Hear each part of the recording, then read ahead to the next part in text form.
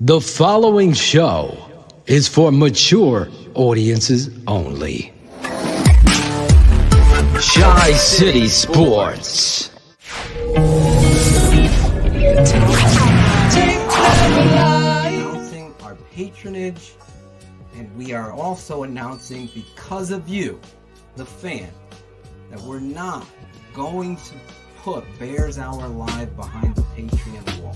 $7 a month for a subscription, for the charter subscription. As a way to give a small monthly sort of donation, if you want to call it that, to these guys for all the great content they're putting out and all the enjoyment you get from that. And you obviously get some premium content and you get access to things. But to me, the real benefit is that you're showing them how much you care about what they're doing. And I guarantee you, even hundreds or thousands of people wouldn't make up for the amount of hours and time that they're putting into doing this content. Watch the tape, and when you see the tape, you know the tape doesn't lie, and the tape doesn't lie. On the final play, you were. I mean, they made mention that maybe you didn't know it was fourth down. I can't imagine that was the case. So what was? It was 4th and 5. You think the shot there was great. Yeah, I knew we needed a chunk, and I was thinking about more yardage, and then it was bad execution. And we had a great opportunity there, so just didn't execute when we needed to. Say what? Say what? They got the running game going, 100-yard rush for Ronald Jones. That's a great start. The tape doesn't lie. Khalil Mack steps up and gets a sack. Yeah, against the rookie. The tape doesn't lie. He's able to work around him. I swear, all these blog boy nerds talking about Mac. Did you see how he played? You gotta fight for your right! What y'all doing? How y'all lose the Chicago Bears? Y'all lost to Nick Foles? The Lions and the Bears are pretty much the same type of team, just the Bears got better defense. Tom Brady, you a bitch for running off the field once the game ends. You're not gonna shake Nick Foles' hand. Nick Foles 2-0, a savage against your stupid ass. Nick Foles? Nick Foles? Nick Foles? Yeah, bro. Bears gonna beat Brady. Holding offense. Number 72. 10-yard penalty. Reigns first down. Why Leno can't be great when we need great? Pull out the tape, never lie. I know I got a bitch in that tape, Nazi. Tape, you know the tape doesn't lie, and We got line problems, that's a coach in me. Pull up the tape, never lie. It's all about Charlie. Can't block, bitch, outside the middle. Show effort in your career, just a little. Post a holding us down, but you're holding us back. Flag down on the field. 72 Zach. 72. Why Leno ain't good, cause he ain't great. No more flags, just be happy on his birthday. Best friend sat me down in the tape chair. Fire off the ball low like you do care. We need passion, we don't need no dividing. Completely suck versus the Minnesota when you see the Vikings. tape, you know the tape doesn't lie. Draft Dr. Phil and the smartest man. Keeping it 100. And so the Bears are sending their compensatory 4th-round pick to Jacksonville for Nick Foles. Keeping it 100.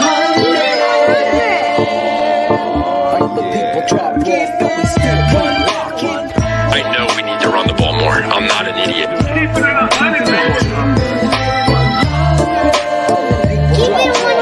Keep it 100. Keeping it 100. Open competition. Keeping it 100. Draft Dr. Phil and the smartest man. Chicago Bears sweat. Cole Kmet. Guess who's back? The two dudes truths and kept it real. Dynamic duo that you love, the smartest man at Dr. Phil. Breaking down the film, never a problem, kick it straight. Most shows focus on stats, we focus on the tape. We keeping it 100, never running east or west. We coming with that truth, cause that's what our fans expect. Cut off the freaking anchor, moving forward to be free. But don't you worry, Shayne's got the dumbest tweets. It ain't no secret, Phil and Shayne got some haters, but now they're moused up like the Jew and now and later. Debaters, stars get kicked like Coach Tabor. Cuts had to be made, we added a barber moderator. We're down, boys got you double checking. Sad sacks trolling like a fool drunk texting. Flexing on the truth cause you know they'll never change. Real, recognize real, that's what you get with Phil and Shayne. 100's what we do when we're breaking down the Bears. Fuck a play or a captain, all of the upstairs. The tape never lies, the truth you see, we analyze, so there's no babies like Maybelline. Straight to the truth with acumen and facts. We got a stat nerd, but he's not just giving nerd stats. Car crash, big impact like Max Sack. Every Wednesday night you got the smartest man and Phil back. Now we know you're smiling like a fat kid with fun dip. We're back better than ever and we keeping it 100. Keeping it 100, baby. Keep it 100. Draft Dr. Phil and the smartest man.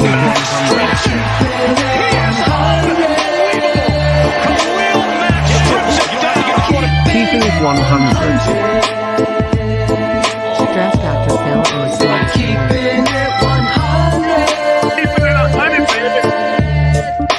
Keeping it 100. Draft Dr. Phil and the smartest man. Keeping it 100, baby. Draft Dr. Keep it 100. Keeping it 100.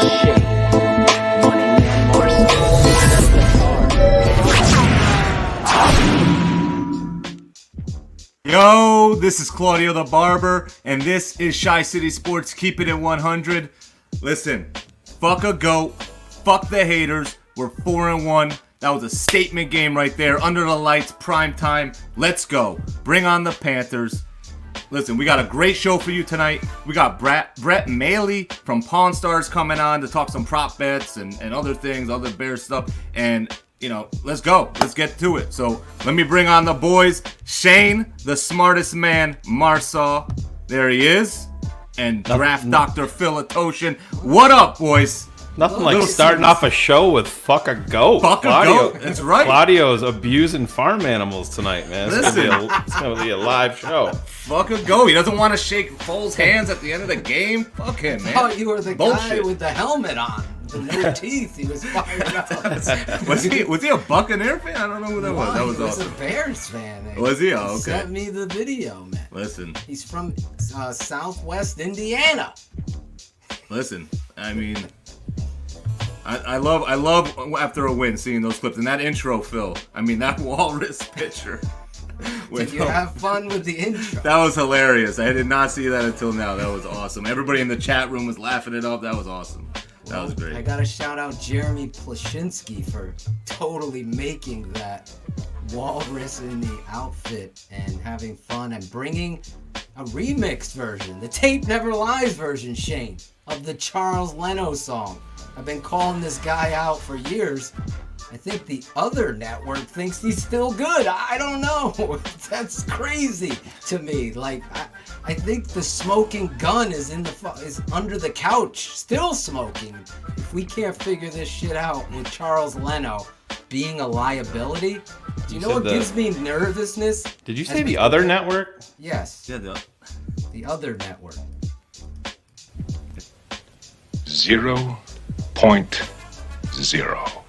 Yes, 0.0. Oh boy, that's rough. Fucking dope. Rough. Listen, I get nervous about every game now, wondering not how the offense is going to play, not how the quarterback is going to play, but how is number 72 going to play? That's really, and the tackles. I mean, you saw, if you haven't seen the Tape Never Lies yet, go over to our YouTube channel. It's up there. Obviously, there's a lot of talk, as we talked in the top there of the show. You have the move to patronage has been humbling, Shayne. Unbelievable how many people have responded in the fashion with which they have. It's been amazing. You guys are amazing. I can't thank you guys enough. All of you that have become charter members. There's one. Look at that. Right in. Supporting us right there. www.thetapeneverlies.com. Getting that stuff. Tape doesn't lie. You heard the coach even say it in the intro. He's watching the show probably now.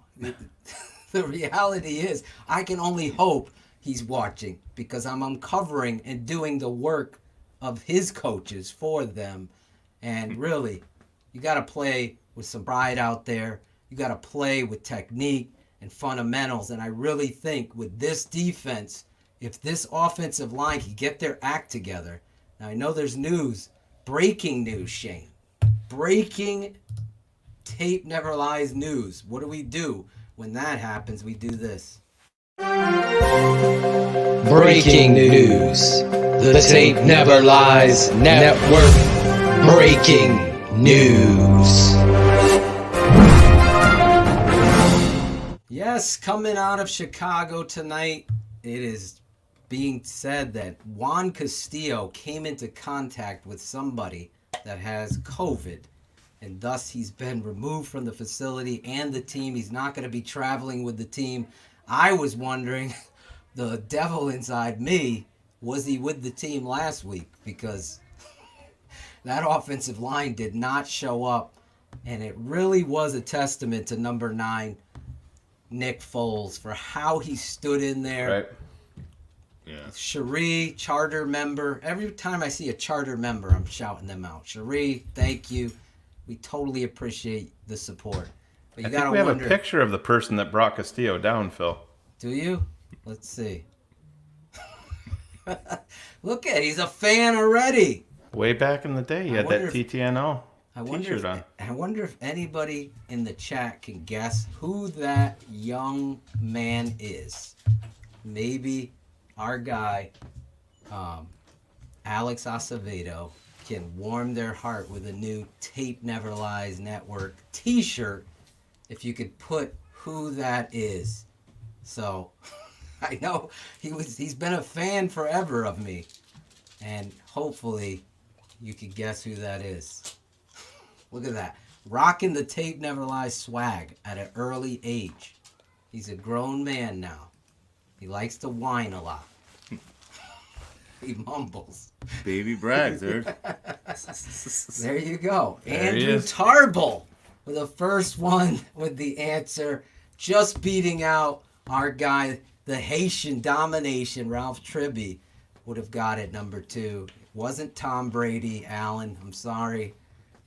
It was a young Greg Braggs, friend of the show. So there you go. Send us a DM. We'll make sure Alex gives you a Tape Never Lies Network t-shirt, just like Greg had back in 7th grade there. Little did we know that kid would start a network with nobody in the stands. Let me take the gum out of my mouth. Oh, I hate when I forget. Listen, big show tonight. A lot of stuff to get into. Got the business stuff out. I'm so humbled right now by the support that you've had. We have over 204 people subscribed to the Patreon network. Just clear this shit up. I love you guys. I love everything about you. But I have a family. Shane has a family, and we put in a lot of work and time and effort. This isn't a beg session. This isn't a bullshit session. This is $7 to help build this better and take care of our 23 family. cents a day, right? Somebody broke it down. Somebody broke it down. I don't do math really well, if you haven't noticed. But I did the $1.75, and we even said, fuck that. We're staying BHL for free. Josh E., charter member. Number 34, Sweetness. We got to get him a bobblehead for that. Greg will have to send him a bobblehead. But anyway, John Centino, however we're going to say his name, I'm saying in the Italian way, thank you for being a charter member. Claudio is going to keep track of those. Guys, seriously, it's humbling, it's amazing, but sometimes it's uncomfortable for me. And my wife kicks me in the ass and says, listen, you bust your ass. Tell the truth. You say keep it 100, keep it 100. And listen, I put in 16 hours to produce the Tape Never Lies this week. The one you saw that's released today on the YouTube channel. You've seen it. Shout out to you, Heisenberg, number 84. You're Cordero Patterson. Cordero. Do we know who number 1 was? Do we know that? I don't know. Who's number Shane's 1? gonna have to check in. Yeah, we can find that out. That I think that deserves a, because that was early on. Everyone's gonna get a shout out. There's so many exciting things that we have planned for Patreon. I just want to get this out of the way. It's keeping it 100. That's what I'm doing. Wife says kick yourself in the ass. You bust your ass. 100 crew, stand up, rise up, and help support what you guys are doing and make it even better. And do more things and go live. I appreciate that, Cardin Qualls. Cardin Qualls. You guys are the reason why. Some people hate whatever. You're going to have haters.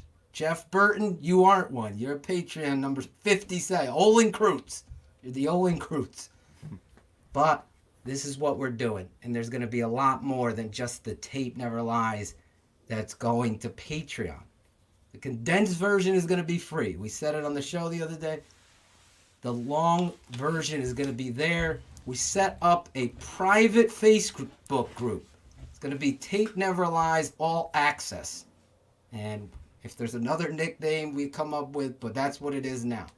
We will live stream shows there. We will go live and do coaches clinics where we're breaking down specific plays with you that you chose as a Patreon. I will break it down live with Shane there. Going to have a coaches X's and O's with the O's. There it is. The Tape Never Lies All Access. Be live watching games with Patreon members, Zoom calls. So much to get into. The draft coverage is going to be like nothing that you have ever seen. It's going to be live, instantaneous interaction. Thank you, A Panther 9, charter member. I'm going to be doing it all there. You'll get the invite soon. We figured out all the stuff. There's going to be a little hiccups there. That's why we're doing this now. So anyway, did I say enough about that, Shane? Did you Time for some football. Yeah. There you go. Let's get into this. Got the Panthers coming up. The Tape Never Lies came out. Like I said, Shane, probably the worst performance of offensive tackle play that I have ever seen watching the Chicago Bears. It concerns me. It's not a fabrication. This is something that people that I know that work in the NFL, that have coached in the NFL, that are analysts, that are giggling and laughing and wondering, how is this happening? How are you going to send a message to a locker room and say, Mitch is done and he's hitting the bench, but not this kind of shit? It's laziness. It's poor fundamentals and details, as Coach put it. He still fucking backpedaled and didn't want to put anybody on Front Street. No, Coach. We're talking millionaires, Shane. Millionaires. Yeah, I think you heard Jermaine Ifedi come out, and I think that it's been a focus. I mean, I know I'm hoping that it's been a focus, but the way that Jermaine talked about it, it seems like it has been. They keep on preaching details. And Phil, you know better than anybody when you're talking about the offensive line. That's exactly what it's all about. It's about details. I mean, you have to be perfect in your set.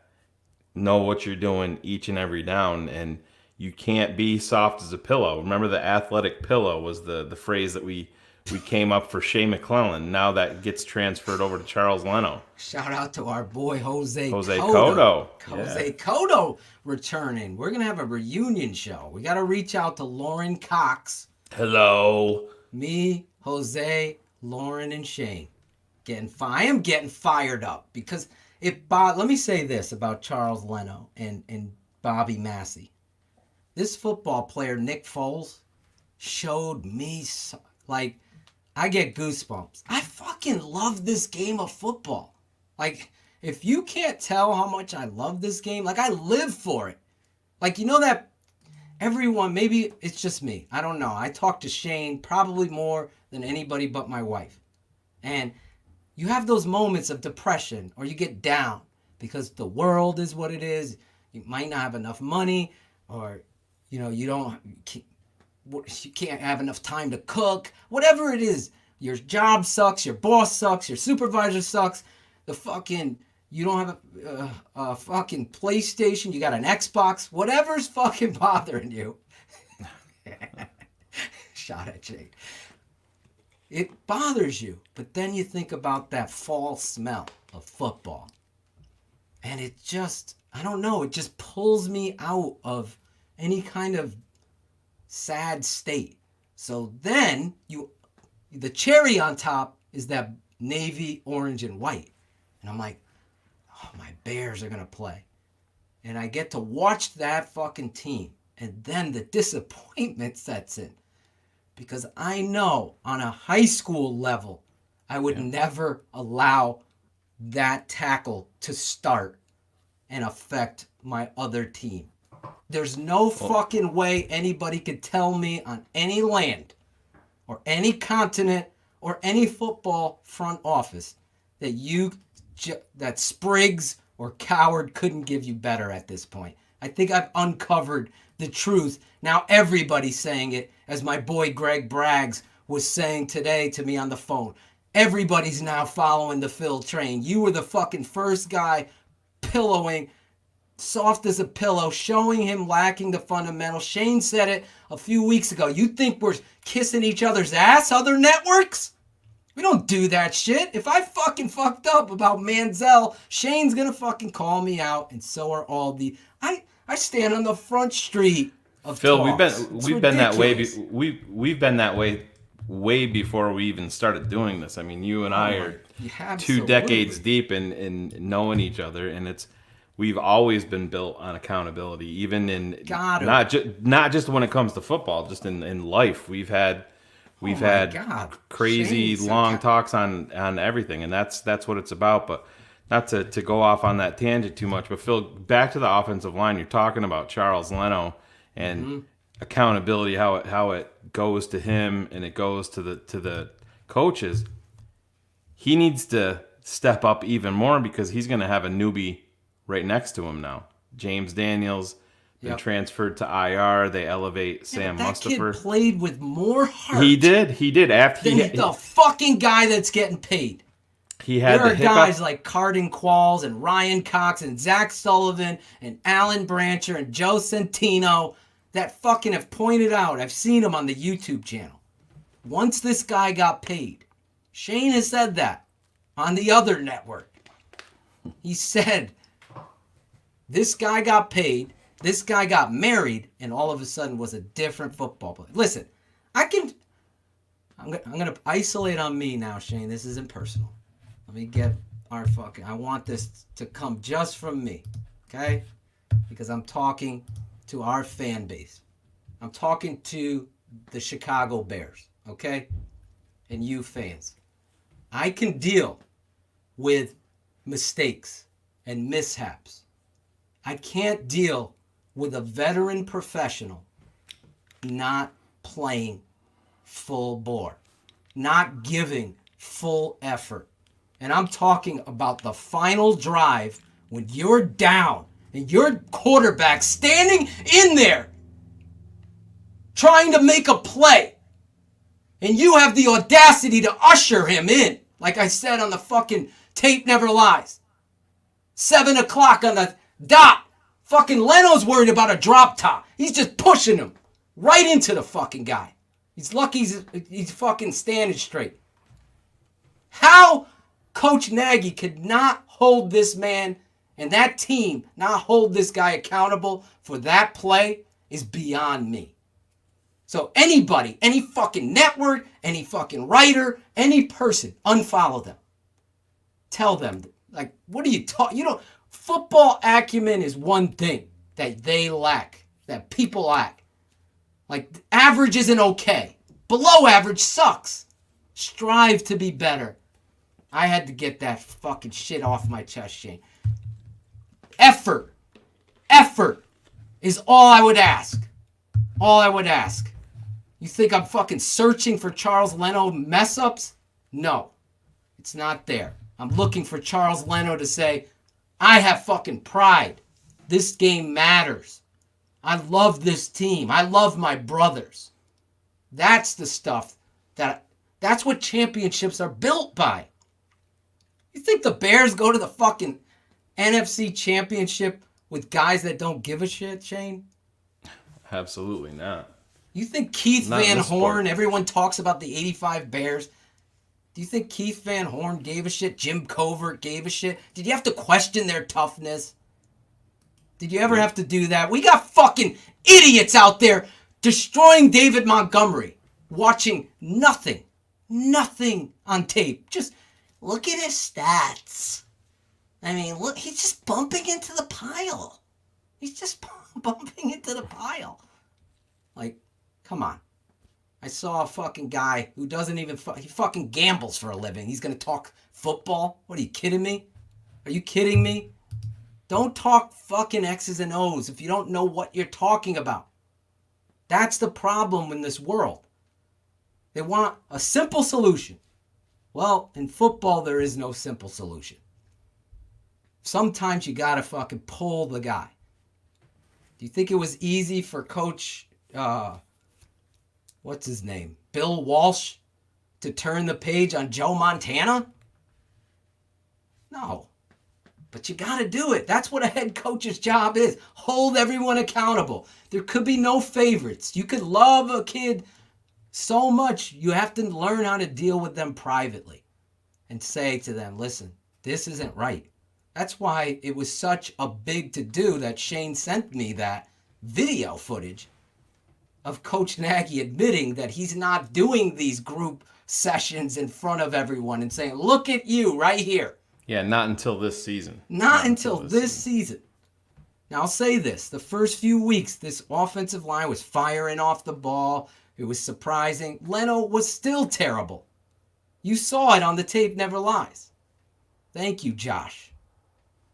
I love the fact that people aren't afraid to give a compliment and keep it up. Keep it 100. Anyway, that's my Leno rant because I blame Chris Sandlin and Ryan Cox for getting me amped up about this shit before the show, talking about Leno being not that bad. Are we fucking serious? No, that's terrible. Anyway, where's Claudio? There he is. Claudio! He's got himself on mute. Just his first show, folks. He's a big dumb animal. Not a walrus, though. Not a walrus. So we got waiting like in the the wings walrus, our though? guest. We got our guest, Brett Maly. Our guest is in the green He room? is. He's here. He went and got some dinner. He's all full. He's ready. Well, And we only do this the one way, Claudio. of course, you got to have your intro for him. I mean, we're Gotta do it the gotta right do way. it the Brett right way. Maly, Keeping it Bears 100. fan, friend, brother, and art appraiser. Known nationally and worldwide for appraising art. Has his own business, but he's a huge, big-time Shane and Phil fan. Number one. Number two, big Bears fan. But here we go. This rabid Chicago Bears fan is also a fine art appraiser for Art Encounter in Las Vegas, Nevada. He appears regularly as the art expert for History Channel's internationally syndicated show, Pawn Stars 100 Crew. Put on your white gloves and don't touch that. Let's give it up for the man, the myth, the fine art legend. Let's give it up for the Tape Never Lies family. He's Brett Maly. Oh, Oh. there he is. How you doing, guys? That was awesome. Phil, man, my compliments. That was awesome. I couldn't have done a better greatest hits video if I put it together myself. That was great. So, Brett, true story behind this is how I got to get a new nickname. I'm sorry. I got to be called the hardest working father in show business because I'm on throwing the football with the kids, producing that on the football field today with my son between passes. Why are you always on the phone talking to mommy? I'm like, I'm talking. You don't even get to explain it at that point. But Right. yes, Brett, you deserve that, brother. Guys, Thank you. not only is Brett a huge Bears fan and whatever, but he's a Patreon subscriber, Brett. Number 200. Number 200 Number on the 200. nose. I couldn't believe it.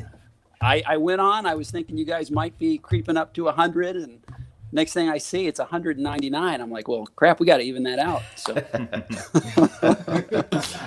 here he is, Brett Maly. Look at that, Bear in Desert. Follow him on Twitter. Brett, how did you find us back in the day? Tell the story, and then talk about now. Well, I mean, I found you guys because, quite frankly, I used to, back in the 90s, I'm sure Shane, Phil, you guys remember just how bad talk radio used to be. I mean, you used to listen to sports radio.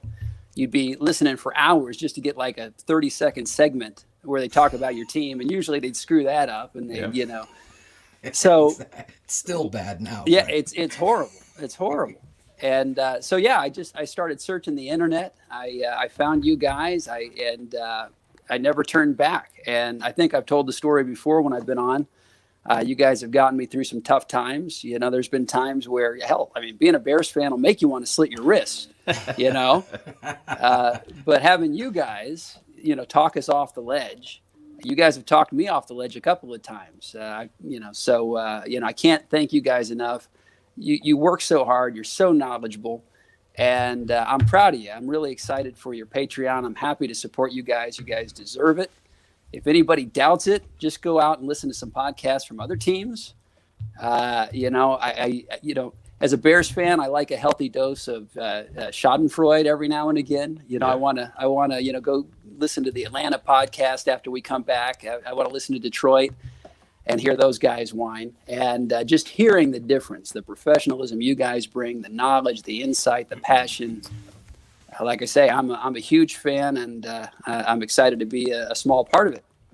Well, we can't thank you enough, man. Absolutely. I'm not even joking here. I meet people through this show that have become better friends and even family members than your own family members. I'm dead serious, and I say that truthfully. Is that a shot at Claudio? Claudio's always been my family. He's great. He doesn't have to worry, but it's true. I've met some. Look at our business manager. Look at where we are now because of Jim Larison. I could go down a list of people. I won't, but Brett is truly on that list of people when I was going through my stuff, reaching out to me, checking in on me, and being a true friend. That's what this world is about. Needs more of that. I've seen so many ill moments lately where people are thinking Shane and I are asking the world here. And it's true. It kind of, you got to stay in that lane. Like, no, my wife has been so strong for me because it's like, no, you've been doing this for free forever. Now's the time for you and Shane to say, hey, can you help us out a little bit? And that's where we really are, because it's not like we're asking you to help us out.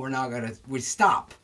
We're actually going to go further the truth. So I have to embrace that too, because I love this fan base and I love these fans so much that now that's my confession. Anyway, you're here. We're here to talk Bears. This team, 4-1, taking shots left and right. It's almost like, the same old, same old. We always get to this point where you're not respected. You're not. Right. It's so hard to win in this league, yet every time you do, despite the circumstances or overcome things like you saw against the greatest of all time, Tom Brady, you're still not going to get that respect. So it goes back to the old mantra, you don't get respect, you take respect. And that's really where the Bears are, and they're led by their defense. Brett, are you concerned with me on these offensive tackles? Oh, yeah. I mean, big time. I mean, all you got to do is watch The Tape Never Lies, and it's right there. I did have a question for you, though, for you guys, because you guys are much more astute about the intricacies of the play calling and things like that than I am. Obviously, you've got tackles in Massey and Leno who are subpar, but is he making it worse? I mean, I look at offensive lines like, they have in Las Vegas, the Raiders, and guys, old school guys like Gruden, who keep it simple, pound the rock, between the tackles. I think he's getting a heck of a lot out of his offensive line, which when you look at it, I don't think, is as solid as far as just talent as the Bears. So how much of it do you think is, Nagy exacerbating, the bad play with his play calling and exorbitant, gimmicky schemes? And how much of it is just the fact that we've got crappy left tackles and right tackles? Well, I'll start off because Shane was taking his proverbial Mitch Trubisky sip. Gotta have it. I'm just going to say this truthfully. I've been saying this for years now. Jim Larison was on the breaking news show talking about me being there, even in the Tampa game, questioning a coach, really trying to build up a record instead of build up a team. So that's where locker rooms are lost. If your control in this game is about how fancy your play calls are going to be, or how fancy your formations and how cute you're going to be, at some point, cute in football fucking gets destroyed. It does. And it becomes Mark Trestman out of the league, June Jones out of the league, what's Jerry Glanville out of the league. We can go down, Houston Nutt, fucking the coach, the ball coach, with Steve Spurrier. How many games did he... It goes on and on because cute doesn't work. You have to kiss. You have to keep it simple, stupid sometimes. And in the game, me and Shane were texting back and forth. You're down. You're driving. The one weakness you've seen all game, Brett, is your left tackle. Put a tight end there. Help him out. Help your quarterback out. Give him a... What's a second in football? That's why I laugh at some people. I put up that Mooney play. Right. When Foles gets smashed and he can't get the ball, he just put it to a spot. So the receiver who's breaking the route, if he snaps his head, he can adjust because he runs a 4.39. How many yards is traveled in 1.3 seconds? Guess how many? Right. Yeah. Don't make me do math. Well, I'll give you my own math. 23 yards. Wow. So if 1.3 seconds, he's getting to 23 yards at a 4.39. Guess what he could do? He can get 6 yards over there and get the football. That's a game of inches. So your line has to hold up to give your quarterback time. Go ahead, Shane. That just shows you that play specifically. I think 99% of the people that watch it live said, "What the fuck, Foles?" Right. Exactly. Then you step back and do what we do at this network and do things. And Phil called it out after what the first time when I think you said, Phil, the first time you watched it, said the same thing. But then when you see it, the devil is in the details. You have to watch. You have to, just like he said, you have to watch the head. You have to see him tracking the ball, watching how he snaps his head and getting around. And I mean, this is what's going to be the separator for this team, along with the offensive line, is at some point, Nick Foles to this point has had 3 practices with the Chicago Bears as a starting quarterback. That's crazy. The rest, think about that. And then you wonder why the inconsistency's been there with his accuracy, with the timing, and with everything. The separator with this team is going to be when they start hitting that. It's just going to take one. This is why I've preached this for years, and the Bears refuse to do it. I'm going to isolate on you, Shane. Yeah. Go ahead. Come out early. Myself. Yeah. Come out early on first down. I don't care who you're playing. So many teams do this. Attack deep. It takes one shot. Even if you don't complete it, it's going to be in that safety's head. That 4.38 speed, 4.39 speed of Mooney. Right. I have to be aware of that. He's never going to forget that the rest of the game. Be aggressive early. Get in because Carolina, if Chicago can't run against Carolina, we're not going to run it up. What do they say? 31 or 32 in like every category in on offense in terms of they can't even sack the quarterback. This is going to be what gives me agita even thinking about this.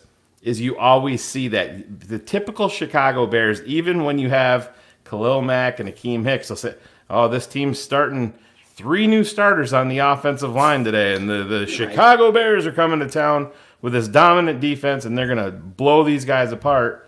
And then you see, and the Bears come away with like 1 sack and a couple of pressures, and it goes exactly the opposite way. They can't do this.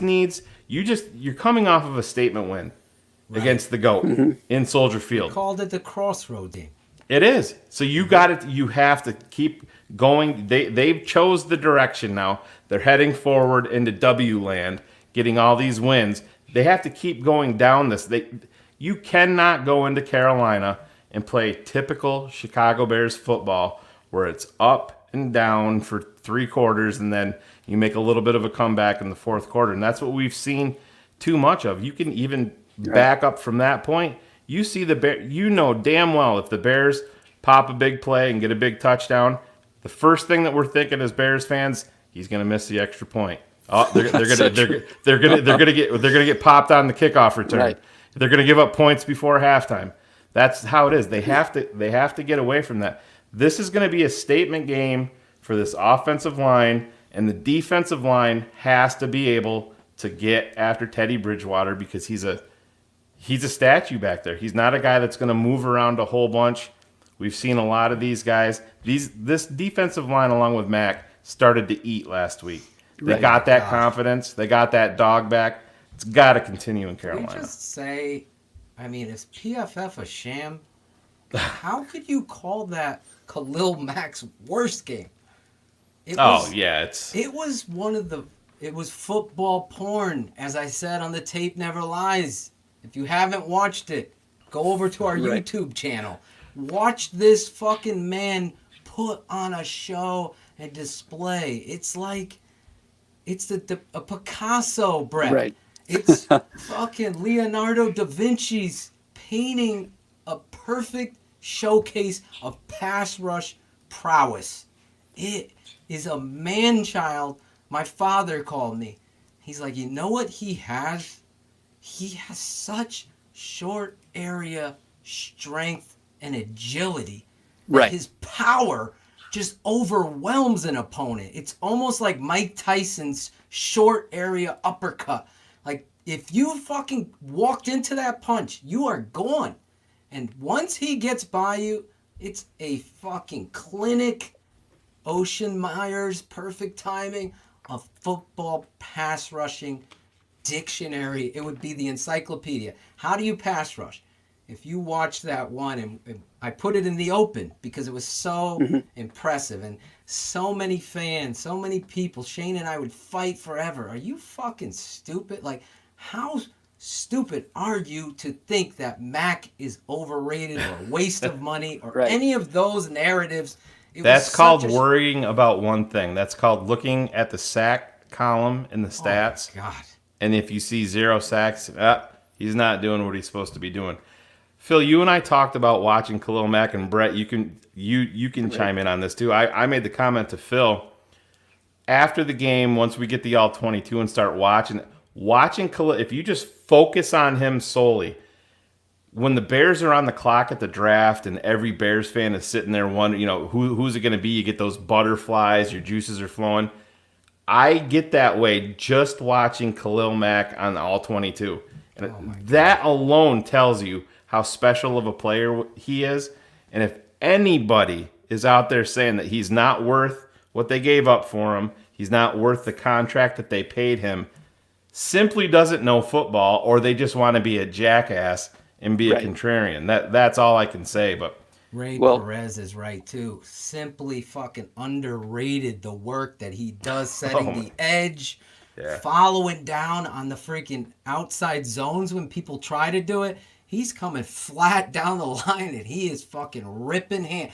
The one thing I love about him so much so, almost like Lawrence Taylor, was he's more worried about stripping that fucking ball out. Yeah. What is that? 2 a fold. I used to teach my kids. I'm like, okay, go for the sack, but go for the ball. You're getting the sack and you're getting us the football back. That kind of stuff, and in the dominating fashion that it is, really gets me amped up. I hope we went away from the Nagy question, but I went over there because it just happens like that. My brain, I don't know. But Well, the reality is, Coach Nagy, going back to that, your question, he makes me very nervous. He doesn't understand situational football. Shane and I disagreed on BHL. After every Bears game, we go live for free, Shane. See? For free. Keeping it free for everybody. We didn't do the Patreon wall. We go there, and we were arguing about, what did you feel about that final drive there? The Bears are up, obviously, with a field goal. It's going to force a 4-point game and make Tom Brady beat you? Or are you going to throw that fade jump ball to Allen Robinson or run the clock down and force the timeout and hopefully kick a field goal and win it like that? Yeah, I was in favor of him going for the throat. I'll be honest. So that with Shane. I'm with Shane. If Allen Robinson makes that catch, and that's a catch, he makes 8 times out of 10, 7 out of 10. The game's over. They run out the clock. In that situation, I favor aggressiveness. But as getting back to what you were saying about Nagy, I mean, the concern that I have is like what Shane said. The conventional wisdom is, okay, this is going to be a get right game. The running game's going to show. We've had a long week to get things right. Nagy, had to come to Jesus, saying they weren't detailed. But how many times have we thought we turned the corner, coming out of a bye or coming off of a big win, and like, okay, this is where we're going to really get momentum, and it's always, 1 step forward and then it's 2 steps back. So I'm nervous about that. I always put the first play of the game up on the Tape Never Lies. I was always taught you can really tell a lot about preparedness by how the first play. How do those offensive linemen fire out the very first play of the game? And when I see a lot of blog boys, and I call them that, I see them take everything out of context. Like, this game is about blocking and tackling, and at the end, catching and dropping the football. Those simplistic things embedded into everything starts up front. There's a reason why we say that.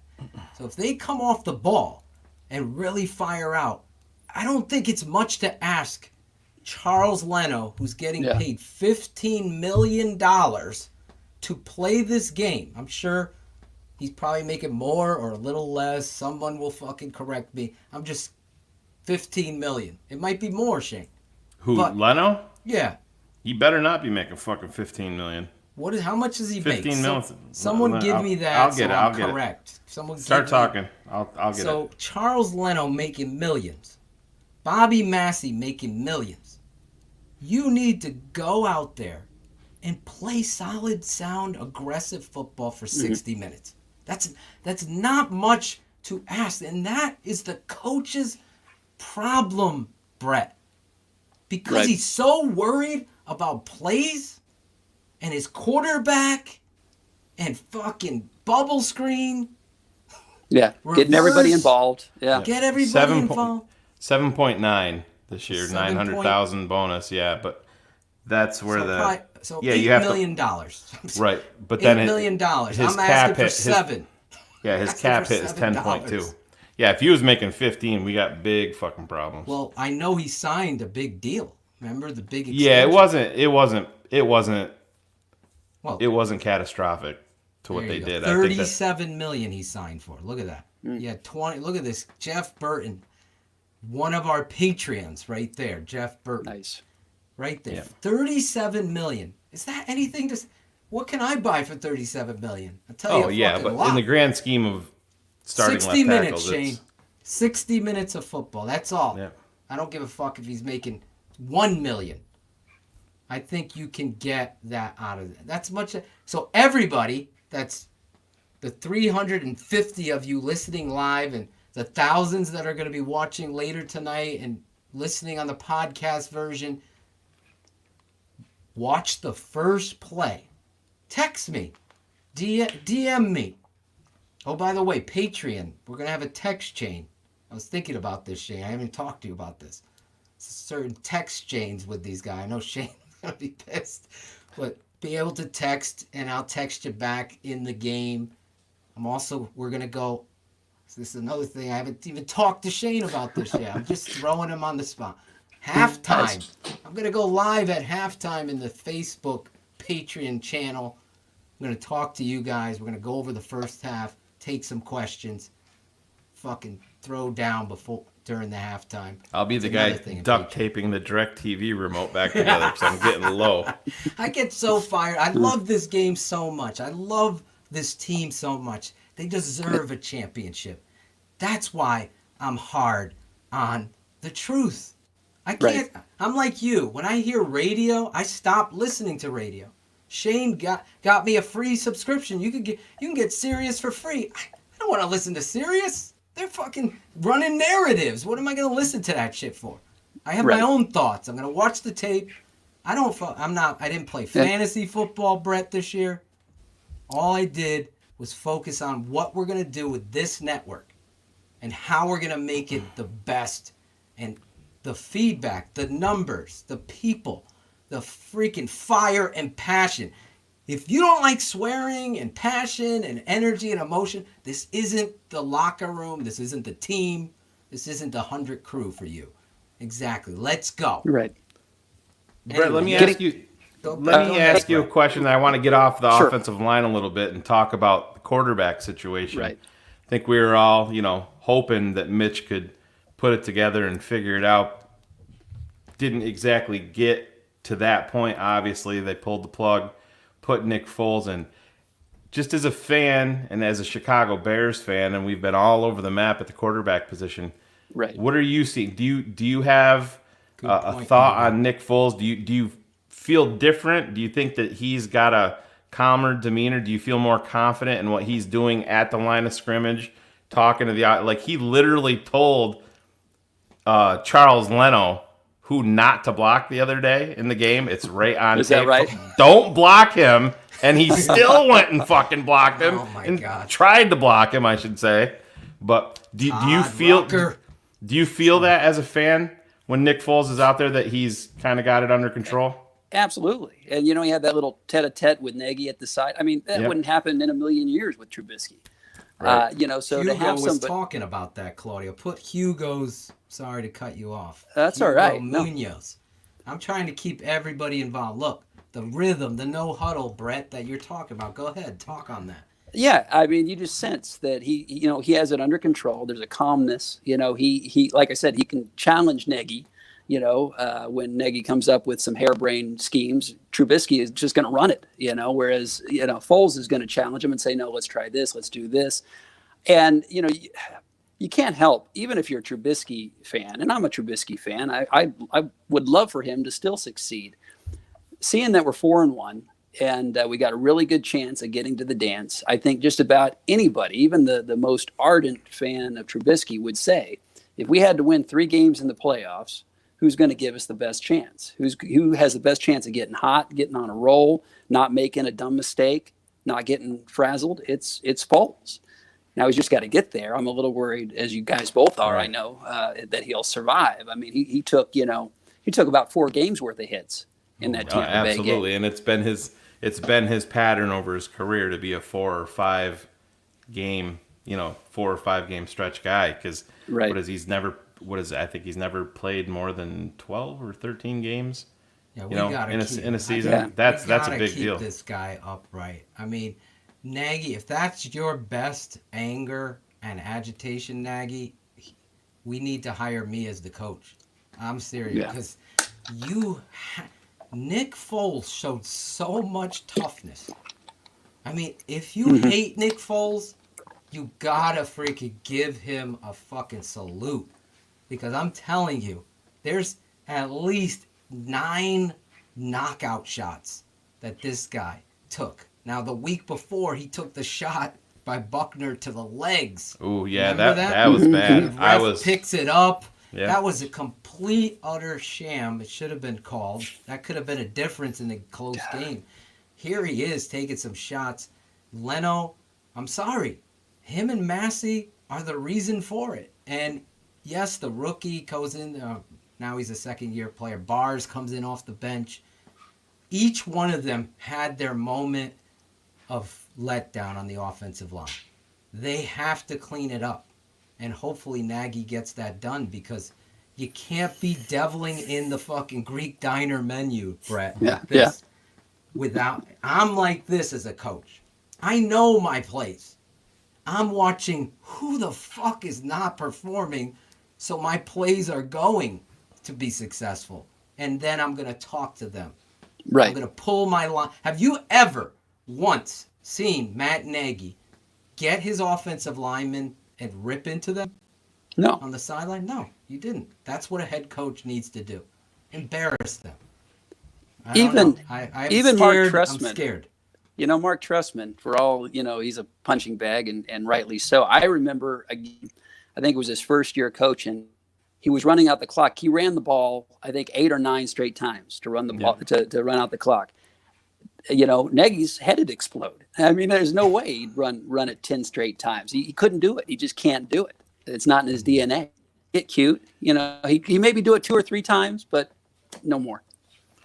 Talking about running the football, Brett, we have some rumors out there, and I know the chat is going to be fired up about this, about potentially seeing this in our future in Chicago. That's Le'Veon Bell, running back. It looks like he stole Looks like he stole Deion Bush's number, but he did.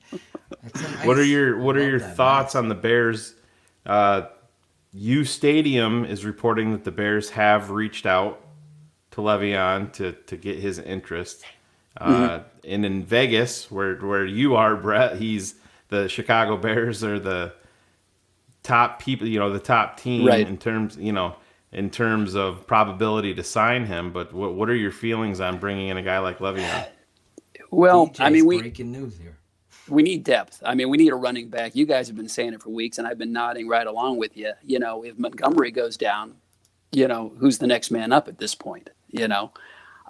So he would definitely add some depth. He's a quality guy, you know, 4-down back, good pass catcher.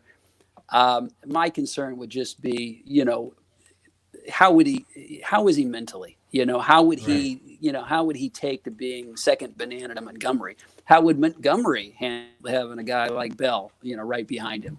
Would he look at it? I mean, Montgomery's confidence has got to be a little bit shaken. I mean, the coach doesn't trust him in one, you know, and so he's got to be looking over his shoulder already to a degree. And then you bring in a guy like Bell, and I mean, no doubt about it, from a talent standpoint, he makes the Bears better. But, you know, we got a great back already that we can't run with. I don't have a lot of confidence that Nagy would know how to use both of those backs and to a positive, you know. That's a great point. I want to see Lamar Miller. I love what you have, obviously, in David Montgomery. I thought getting him involved in the passing game, I mean, the very first game the kid played in against Green Bay, if you remember, he hits that seam route, catches the ball while he's running, Shane, something we haven't seen in this offense. Over the shoulder, running, catches, breaks a tackle, then he kind of tripped or slipped on the turf there at Soldier Field, and then he disappears. The other night, you see it again. It's a weird, there's no belief in rhythm. Right. Like, I'm a big proponent of recognizing that first, like I said, your homework, that first fire out, watch the offensive line, but watch your running back. Is he the hot hand? Those coaches, like a Nick Saban, he's got what, 8 backs in Alabama that could fucking play in the NFL probably? Right. He feels them out. Who's the guy?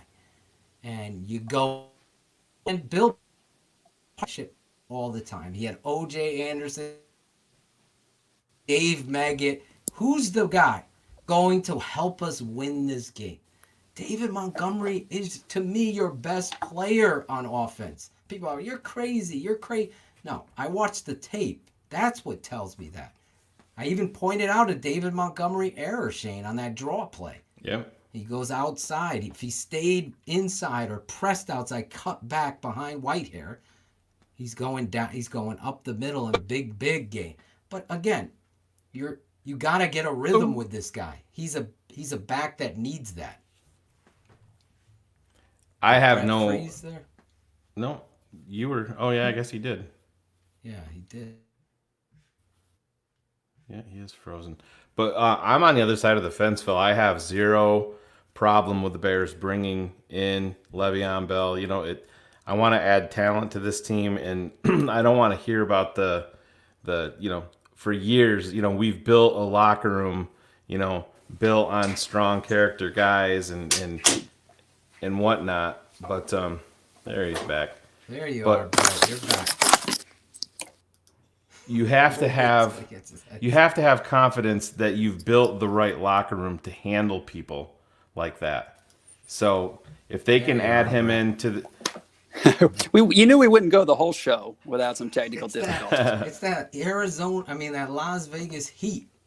There's something to it. I mean, we're still pushing 100, and it's been dry, it's been hot, it's been pretty miserable. Just, par for the course with this year, 2020. Yeah, there you go. So, but back to what I was saying, I have no issue with bringing him in. The way that I'm looking at it is, yes, you can question if he would be.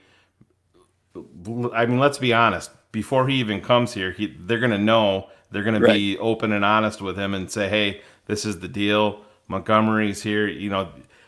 I just have no problem with adding talent because David Montgomery goes down. Are we going to see the Cordero Patterson show, the Ryan Nall show? I mean, Ryan Nall did himself zero favors in the Bucs game with one play. With one play, false start at the running back position, totally unacceptable. Totally unacceptable. So if they can bring him in, I'm totally with you, Shane. You can't bat an eye or bat a stick at talent. You always want to, you hear Pace say it all the time. You always want to have competition. You always want to get better at a position. So don't just talk about it, be about it. But do they need Le'Veon Bell? I don't know. I love what I'm seeing in Montgomery, but to your point, I finally saw Matt Nagy use Cordero Patterson in the appropriate way. Flare routes. He's not a counter inside zone guy. He's a toss sweep guy. Get the edge and he's gone. Stretch, toss, get him outside so he could plant his foot, find a crease and get going. He's not what you're trying to do with him. And finally you put him, isolated him with two backs. You had Montgomery and him in there, and you were able to flare him out on a wheel route, get the matchups you want, and that's Foles. Really. Foles recognized. Watch him. I showed it on the tape, never mind. Come over here on this side. Now he knew if they ran that blitz, he was going to have the matchup that he wanted. It's all about matchups this game. The rub route, the Jim Larison rub route. The Jim Larison rub route, exactly. Anyway, well, and it's so refreshing with Foles, and you showed it in your tape Never Lies. You see him, reading the defense. You see him making the progressions. And it's obvious. Whereas with Mitt, get it sometimes panic and throw to the first read. Sometimes he'd throw it, didn't matter. You just throw it up for grabs. Whereas with Foles, you really get a sense, as Shane said, he's in role. He may not always make a picture perfect pass, but it very rarely goes to a spot that it should. Yeah, I'm excited. DJ in the chat, I think, has written in there 27 times at this point. There's only 87 rumors on Le'Veon Bell. We get your point, DJ. Holy shit, calm down. DJ is our insider. Well, DJ. You go on Twitter and it's Le'Veon Bell is close to signing with the Bills, close with the Dolphins, close with the Bears.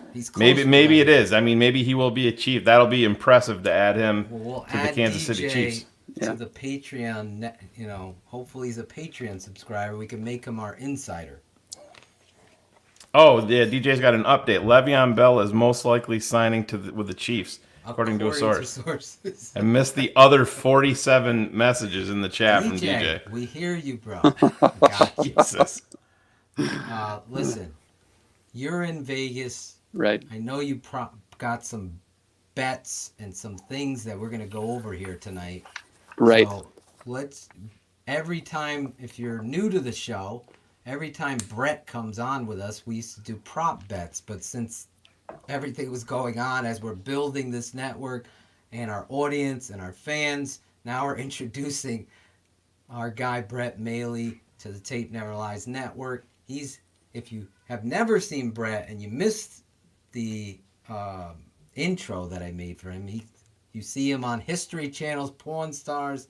You also own your own business, Brett. Do you want to tell Yeah, people? I do. Yeah, It's been a family business. I think I've told you before. My father started it back in '92, called Art Encounter, and we really have become kind of a full-service art operation here in Las Vegas. Everything from retail art sales to appraisal to framing to consultation and brokering services, authentication. I know Claudio is going to reach out to me. I was talking with him about authenticating a masterpiece he's got there at the shop. So. So just about everything from the evaluation of art to the framing of it to the sale and the resale of it, we do it. And I'm blessed. I still work with my father every day. He comes in maybe 3 hours a day, just to kind of rattle our chain and, show us some goofy YouTube videos he found. But, he's in his mid-70s, so, God bless him. And we make a good team. We've got a good business, and we've had a good run here in Las Vegas. Usually anything older than about 10 years here in Las Vegas, they implode. So we're still kicking and doing well. Well, we love you here. Freebird has seen you on Pawn Stars. Shayne's family are big fans of yours. Well, Ela was born and raised in Czech Republic, and her father is a huge Pawn Stars fan and knows who Brett is and is all excited. So if everything works out with COVID, they want to come. They're going to come over next summer, and number one That's stop. awesome. His request is to head out to Vegas. So we're going to hit you up when we get out there. Well, Maly, as he knows, that's as Czech as you get. Yeah, yeah. So I used to go back. I haven't been back in a few years, but we have a family reunion every year in a place called Yukon, Oklahoma. Yeah. Which is one of the largest Czech hubs, in the middle part of the country, and they have a Czech hall, and it was great. We'd go there, we'd eat kolaches, do the chicken dance, and it was a lot of fun. I haven't been back in a few years, but I'd love to, talk some Czech with them. That'd be awesome. Absolutely, yeah. We'll hit you up next summer as long as this COVID thing gets sorted out. If it didn't happen, we would have been there for the draft at the Maly. I know. Yeah. Gosh, and I've got an extra room, So, you're making me bunk up with Phil? Yeah, we got a trundle. We got one with the bed and the one with the trundle. Is there a bunk bed? Maybe. I don't do Braggs and Barlissimo. I don't sleep together with another man. I just can't do it. But that's just me. Anyway, let's get into these.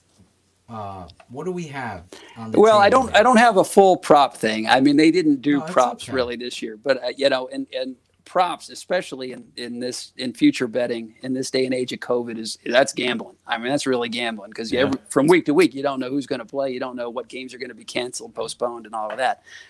But I did pick up the futures odds for the Bears. Just kind of wanted to see what they were now that they're 4-1. What they might be for the championship game and the Super Bowl. And just to give you an idea, playing off what you guys said at the beginning, to give you an idea of the respect that Las Vegas has for the Bears, at the start of the year, this is the beginning of the year, this will be pre-draft, this is it says opening line January 24th, 2020, the Bears were 30-1 to win the Super Bowl. Since that time, we're now 4-1, near the top of the division. Our odds are 50-1. Going the wrong way. They're going the wrong way. I don't know how that works. Yeah, I have no idea how that works, how the odds get worse. I mean, like I said, to me, they're halfway to the dance. Isn't there expanded playoffs this year anyway? Yeah. Right now, I believe it's around 60 to 64% probability to make the playoffs. Not on PFF. I think we're at 48%. Yeah, PFF. They have that's exactly what they are right there. Right. We need a PFF song, and Shayne, you just freaking hammered an idea in my head, Well, when we have our reunion show, one of those when we have our reunion show and have Lauren back on, we'll have to hammer away at him because he is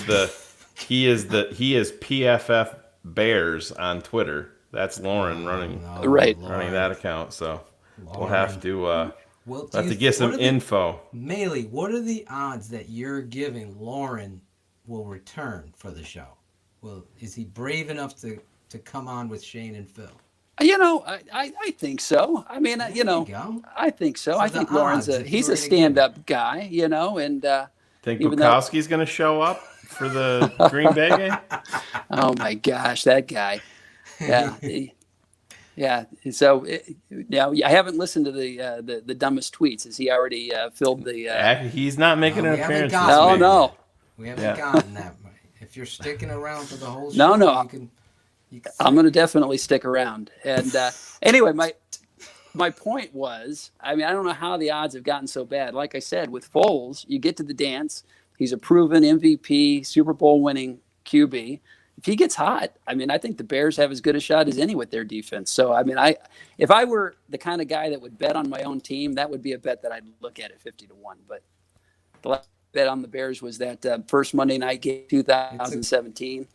And that didn't go so hot. So listen, with the way the defensive line was playing in that game, if they could tap into that kind of gladiator, that 300.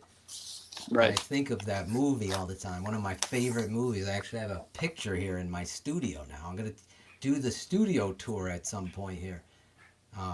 That one of our fans of our show and a Patreon member, Chris Jackal. I don't know if he's in the chat tonight.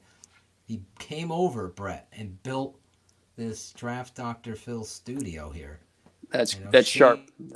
He's so fired up. But I could show you the soundproof ceilings there. It's pretty intense in here. But I have a picture of Bob Marley. Maybe you can appraise that pic. Yeah, let me see. Have you come. Can you pivot the camera? Yeah, it was. There's the 300 back there. It's $12.99 at Target when he bought it. Very good. There he is. Nice. Redemption song. That's gonna be playing when we beat the fucking Packers' ass. We're gonna get the redemption song from Bob Marley on BHL. We'll start off the show like that. But yeah. Let's worry about Carolina first. 4-1 heading to Carolina.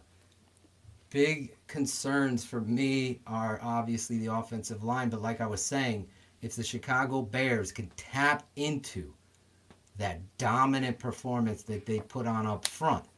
Yes, Danny Trevathan continues to kind of struggle one play, the next play he's playing like the old Danny. There's no consistency there. I kind of, after watching the tape, I put it up there. Me and Shane were hard on Roquan missing some of those tackles. The first one he missed, and he totally fucking picks himself up and does the anti-Leno, runs it down and tackles and makes the play. The next one that looked like a whiff, he was pushed in the back. So it totally took him off his line and track of tackling. When you're going in for a tackle, you want to keep your neck bold and you want to keep your eyes up and your shoulders square and go in. He does perfectly sound. So just think about you're reacting in an instant and someone pushes you off your target, you're going to miss. So it looked like a miss. Troy Aikman and company called it a miss. And then when you look at the tape, you see that he was actually clipped. So that's if people aren't watching the tape never lies, they're really doing an injustice to themselves, because I was going to comment when we were talking about Mac. The thing that impresses me about that is when you do your analysis, and I mean you do like 35 minutes worth of analysis, you'll be talking about a play that you don't even mention Mac's name, but you watch Mac and he's making a difference. Yeah, exactly. And we've had pass rushers that have been dominant, like Julius Peppers, but guys like that would take off, a play for every play that they made an impact. Exactly. Mac doesn't take a play off. And, that's the thing about your tape never lies. I mean, I'm learning so much, and I'm learning nuance. I'm learning what to look for. Again, you just listen to the talking heads. You're only getting one side of the story. You're getting a crappy replay. You start thinking, oh yeah, maybe Foles, that was his fault that he, overthrew Mooney, or some of the other different things. But yeah, you like I said, I'm a huge fan of you guys, and I always will be, because you're about the best game in town, really, when it comes to that. The analysis, yeah, absolutely. Well, that's why absolutely. Shane and I wanted to start this network. Obviously, it's well documented drama, negotiations turned into craziness that we've talked about, we've addressed, we will address, maybe. I don't know. 0.0.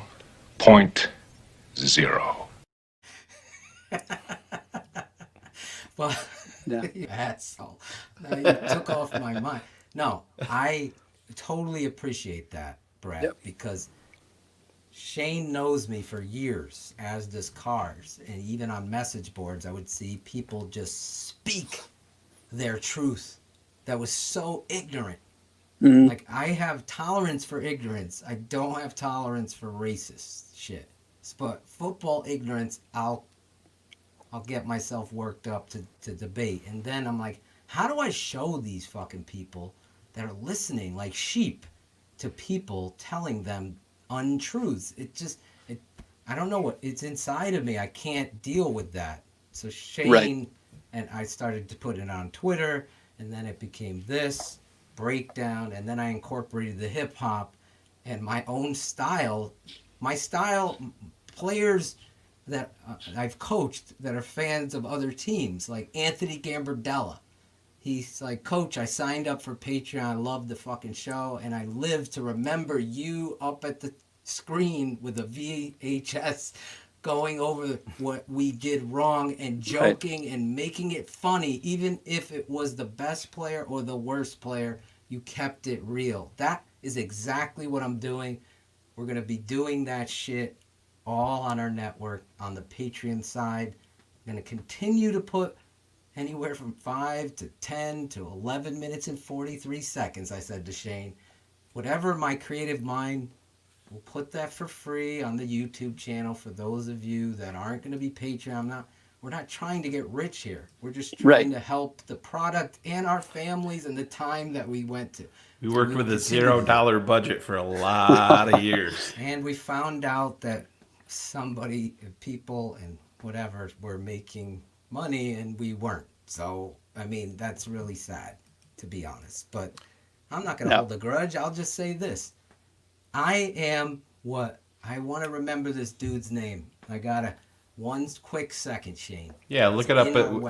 I got to shout out our guy DJ that we were just bashing in the chat room for repeating the same thing 87 times.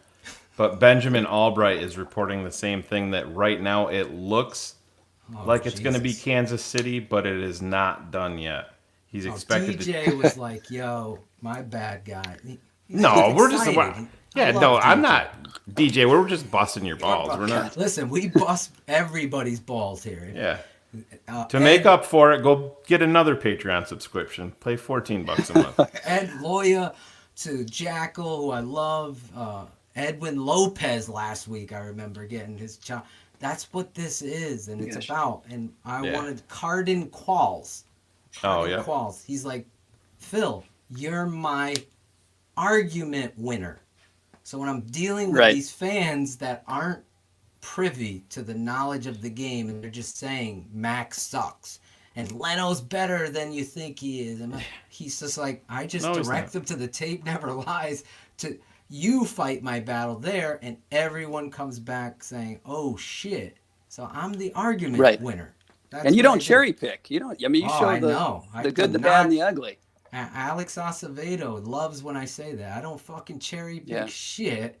Whatever pops up. Like I saw some comment there. I try to comment too to everybody in the YouTube. So does Shane. And I say, listen, I don't cherry pick anything. Whatever comes up, there's no, hey, I want to be right about this guy. I want to be wrong about Leno. I want to be wrong about whoever. Bobby Massey. I want them to be better than they are. Like Tariq Cohen used to run East-West. You guys learned that here. I said, this kid, when he started hitting holes, who's the first one? It never changed until the Saints game. Remember that? Yeah, remember the Saints? Yeah. Oh, when the Saints. Right. But anyway, thank you for those kind words. I love to have a debate and also to real quick before we move off of this Le'Veon Bell thing. I see a lot of comments in the chat that Claudio's not putting up here for us, but thanks, Claudio. No, Le'Veon Bell. Everybody's just saying that the Bears, if the Bears don't sign him, that they're just settling.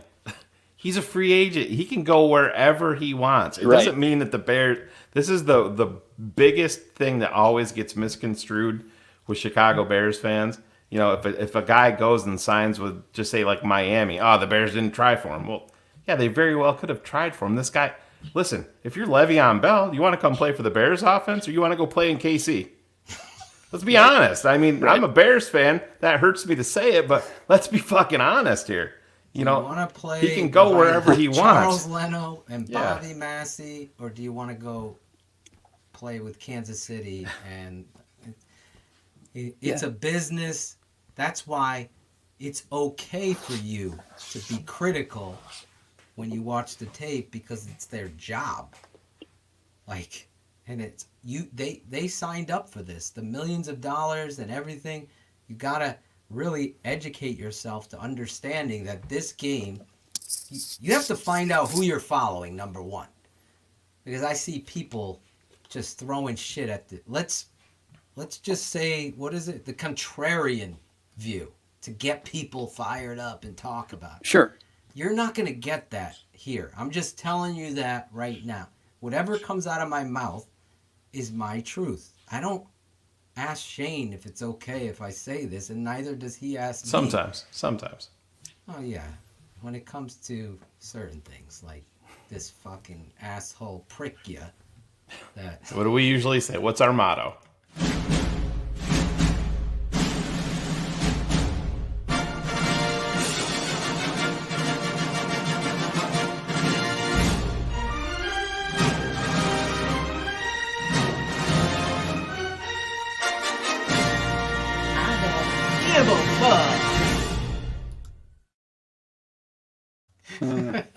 That's a TTNL way.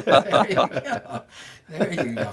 And if you're listening on the podcast, that was totally a movie thing. I'm explaining it. And then on top of the movie, the Paramount song, right? Would that be that? 20th Century Fox, wasn't it? There you go. 20th Century Fox. Look at you. A praiser, a movie historian, a fucking intro. But it said, I don't give a fuck on it. But what we do give a fuck, this show, all our shows, not only are they live streamed, now watching live with over 415 people, and maybe more, because we don't get to see all the numbers. Claudio and everybody's telling us there's more people in Facebook and they're not showing up, whatever. But 415 are showing up, and you also can watch it later in the night and on YouTube, Facebook, the Tape Never Lies Network, Shy City Sports Facebook, and then the audio becomes a podcast here. Keeping It 100 can be found on all podcast streaming apps: iTunes, Spotify, iHeartRadio, Stitcher, Overcast, Castbox, Deezer, and finally, officially on Google Music and Podcasts. It's Keeping It 100 with Phil and Shane. And Claudio too, damn it. And sometimes cars. So yes, you could find that. Listen, I know a lot of truck drivers, one of our very own, helping us out on the social media team, Jeremy Plashinsky. He's a truck driver. He's always listening. Mr. Facebook. He's our Facebook head, helping us get this whole thing situated and organized. So thank you all. That's where you could listen to the podcast version. Shy City Sports, when you type in whatever stream. Now we're on Amazon Prime too. Just type in Keeping It 100, a Chicago Bears podcast. Bears Hour Live also goes onto that podcast stream. There was over 4,000 downloads of Bears Hour Live. Just keep that going. We really appreciate the numbers and everything that we got going on here. This weekend, right after the Carolina Panthers play the Chicago Bears, Shane and I will be live right here breaking it all down live right after listening to the coach.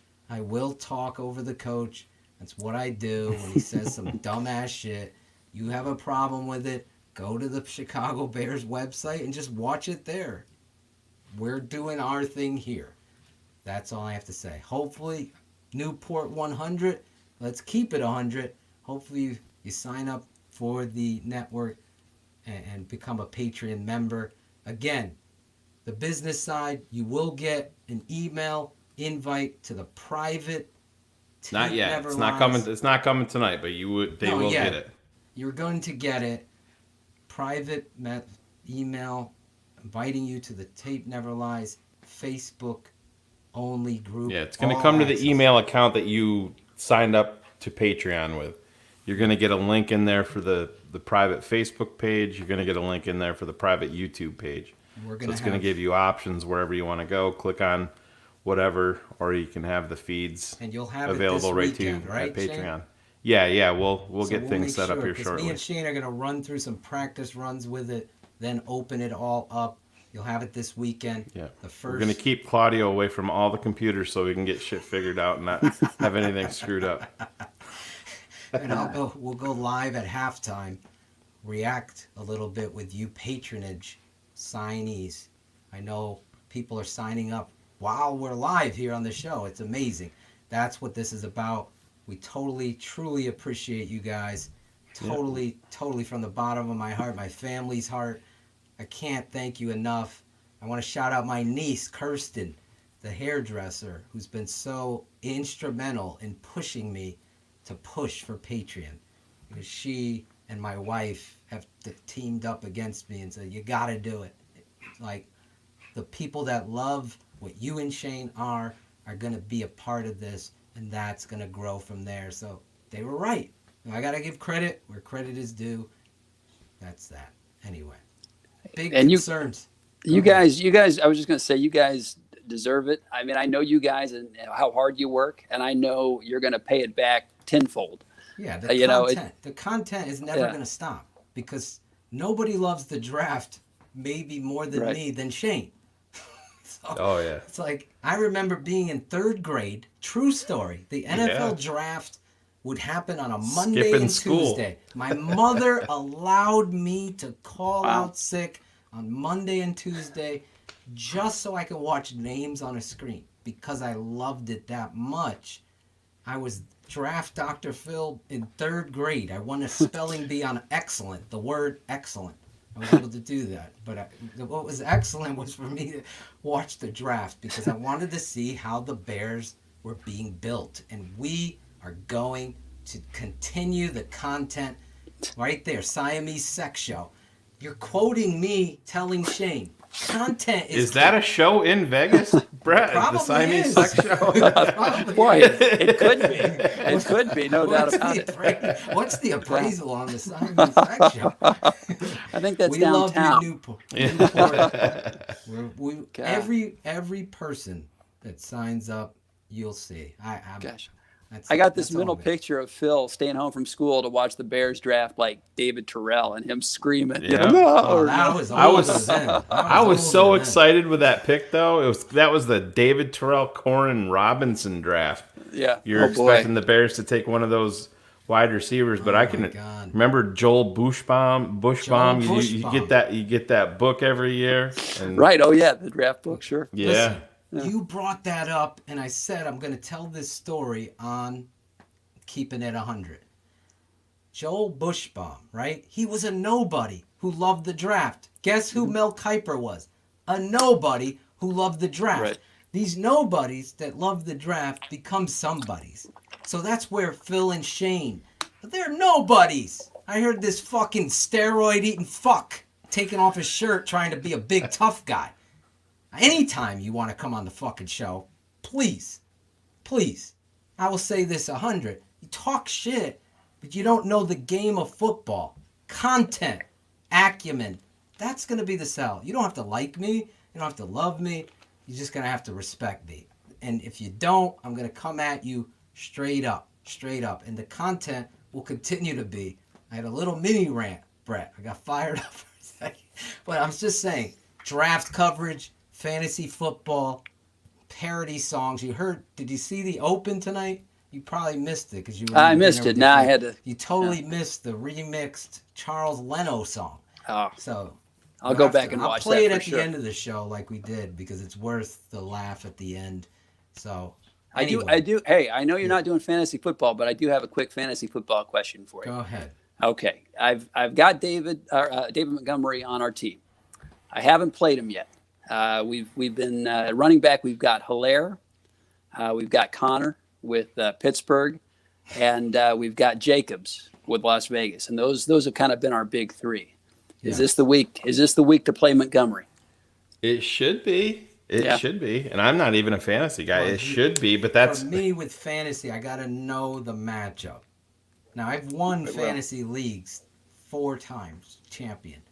I don't play all the time, so I can't even tell you. I've never played fantasy football in my life. Oh, no. Since you brought it up, we are next year on this network with the Patreon people. Nice. We're going to have a fantasy football league, and I'm going to match a patronage person up with Shane to help him out and force him to be in the draft. And maybe someone will come with me. And Claudio is a huge fantasy. In fact, that's how we first thought of Claudio. We were going to have him. There he is. And Chris Jackal and a few other people do a fantasy show for us because Claudio's so. But who's Claudio? What does Claudio think? Yeah, then? go ahead. Montgomery this week? Yeah, I mean, I think the Panthers' run D is pretty suspect. And I think Montgomery's gonna have a good game this week. So, and who'd you say, Jacobs? I've been trying to convince my dad. Jacobs. He's we've got Jacobs in my mind. Yeah, and who else? With the Raiders. We've got Connor with Pittsburgh. Yeah. And we've got Hilaire, who it sounds like he may be splitting carries with Bell. You got to start. What? You got to start 2 of them. We start 2. Yeah. I would go probably Jacobs and Montgomery. I think that would probably be the best. Well, I was leaning towards Hilaire and Montgomery. But we'll see what happens. Well, especially if Bell goes with the Chiefs, I don't know. And Hilaire, he had that good week 1, but he hasn't been really bringing it. Always the wrench in this is the coach, because this Nagy. Right. Yeah. Everybody knows Carolina has a terrible run D. Matt Nagy comes out, throws 43 times. Right, exactly. You said the word contrarian. Yes. Well, another Brett just says Jacobs has a bye week, so I guess we're not going to. Well, okay, yeah. No wonder we were leaning towards. I thought I didn't even think about that. So Thank you, Brett. Brett, my boy Brett from Australia. Coming through.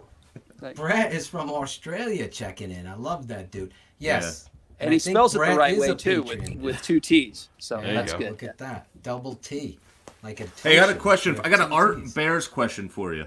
All right. What have you come across anything?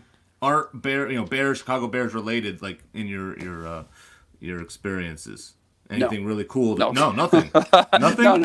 No. I have, as a matter of fact. Well, not so much bear related art, but we do get a lot of memorabilia coming through. Yeah. Signed jerseys. We do a lot of framing and things. And actually, Walter Payton's brother, and I can't remember his name. Eddie. That's right. Yeah. He's a client of ours. He's been to our gallery, really? not recently, but when we had our original gallery, he used to come in all the time. As a matter of fact, I have he gave me a training cap pass that I have on my wall. He came in and gave it to me. It's right there on my wall of honor. So yeah, I mean, I always try to whenever we can, do Bears stuff. And, we've done a few things for the pawn shop too. We do all their framing. So whenever they get any sort of memorabilia, we do it. And they've had a couple of pretty impressive, Brian Urlacher signed jerseys and, Peyton signed jerseys and things like that come through. And it's always, I always give it a little extra spit polish, Nice. Real quick before we move on, because we got to get into our segments tonight. I know we're going crazy long here. But that's this show. That's what we do. And Shane gets mad. But I'm not mad at all. Okay. I'm going to pick Montgomery and Hilaire. I love the kid coming out of LSU. He's my number 1 back, and so is David Montgomery. So just roll the dice that way for me, and hopefully you win. In regards to this Sunday, the Chicago Bears playing the Carolina Panthers, there were rumors, Shane, that Teddy Bridgewater was the Chicago Bears focus, and that's who they wanted to sign. You know, here's a game where it's Foles, Bridgewater, Ryan Pace. Obviously, we've documented the misses in the first round coming to haunt this guy with Leonard Floyd, replaced by Robert Quinn. Adam Shaheen, who had a touchdown, fall down again this week. He was replaced with Jimmy Graham, and so on and so forth. Leonard Floyd. Anyway, this weekend, the battle of the two quarterbacks. Who do you guys have the advantage to in that matchup? Well, I mean, I'll go first, I guess. Yeah, I would think Foles. I mean, you know, especially coming off of a long week, you know, conventional wisdom says, you know, they should be sharp. I mean, Nagy threw down the gauntlet, which he almost never does, you know, challenging his team.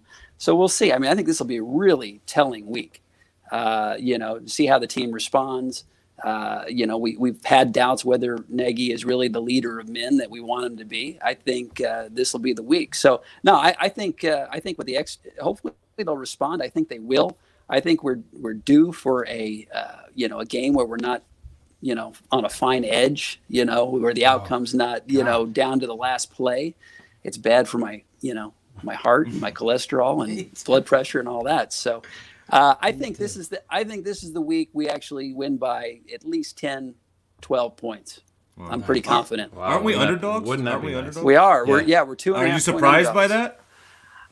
Not really. I mean, you know, I don't know if you were listening in, Claudio, considering the lack of respect the Bears have. I mean, our odds now that we're 4-1 are worse than they were when we were 0-0 here in Vegas. He was so, listening. Okay, yeah. I mean, it's ridiculous. So, yeah, that doesn't really surprise me too much. And I still don't think the odds makers have a real good feel for the teams because from week to week, you know, one team looks like a world beater, then they fall off a cliff the next week. And I honestly think this is the week, and it should be the week for all the reasons we mentioned that the Bears maybe take that step. But, I love we'll Brett see. Maly. Those of you at home wondering if we're interviewing Garner Minshew right now. Yeah, Garner. There's been a lot of the chat has been trying to see who's your doppelganger. You got Minshew. Someone said, what's his name there? Franco. What's his name? No, Miley Cyrus's father. What's his name there? Billy Ray Cyrus. Billy Ray Vaughan. Oh, jeez. Billy Ray Cyrus. Oh, Billy Ray Cyrus. Yeah. Billy Ray Cyrus. I saw Don Johnson in there too, Brett. Oh, geez. That's better than Tom Green. I used to get Tom Green all the time. Although, Listen, Drew Barrymore. Yeah, Tom. You could do worse. Listen, this show is sponsored by Shy City Sports. Our guys, my guy, Steven Johnson, Nick. How do we say Nick's last name? Biting? Or is it Bidding? I think it's Bidding.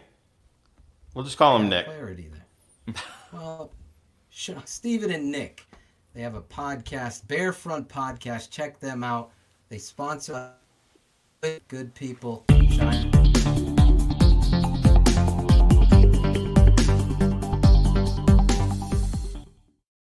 There's that lady again. Shy City Sports. Shy City Sports. Now, we're going to move on.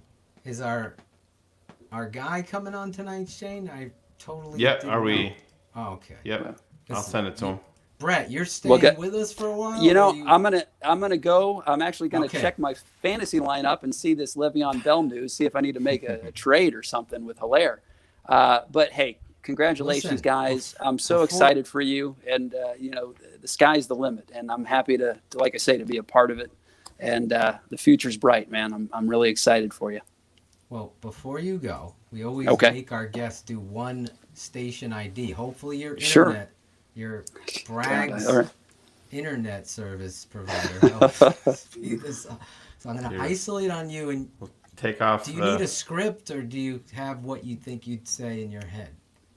Because I just got to remember. I just got to remember to not say your former. Oh, you got to. Yeah. The Tape Never Lies network, right? Look at that. All right. Oh my God. So this is Brett Maly of Pawn Stars and whatever the heck, and you are listening to Keepin' It 100 with Shane, Phil, and Claudio on the Tape Never Lies network. Is that a lot for you? Let's give it a try. All right, let me get your lower third. Here we go. And you want me to count you down? Sure. Yeah, give me a countdown. All right. In 3, 2, 1. Hi, this is Brett Maly of History Channel's Pawn Stars, and you're listening to my favorite Bears fans, Phil, Shane, and Claudio. They're keeping it 100 right here on 100 Proof.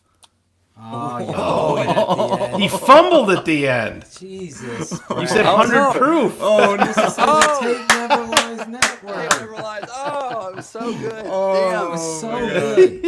You were at the goal line and you fucking fumbled. Remember that pass Eric Kramer threw against the Oilers? Oh. It's Cleveland versus Denver in 1987, man. That was who did that today? That was DJ Metcalf did that a couple weeks ago. Yeah. Oh, man. God, I don't want to. You want to do it again? Let me do it again. Either that, or you may have to do you may have to do your fancy editing. So I might have to. Edit. So the 3. tape. All right, go ahead. The Tape Never Lies Network. Oh man, that was so good. Anyway, 3. All right. 1, go. Hold on 1 second. I'm just right. Okay. You got a note. You want another countdown? Okay, so the Tape Never Lies Network. All right, I'm ready. All right, 3, 2, 1. All right. This is Brett Maly of History Channel's Pawn Stars, and you're listening to my favorite Bears fans, Shane, Phil, and Claudio. They're keeping it real on the Tape Never Lies Network. There you go. Perfect. There you go. 2-take right. Brett. 2-take. 2-take. Not quite up in Akeem's. Not quite, right. Not quite.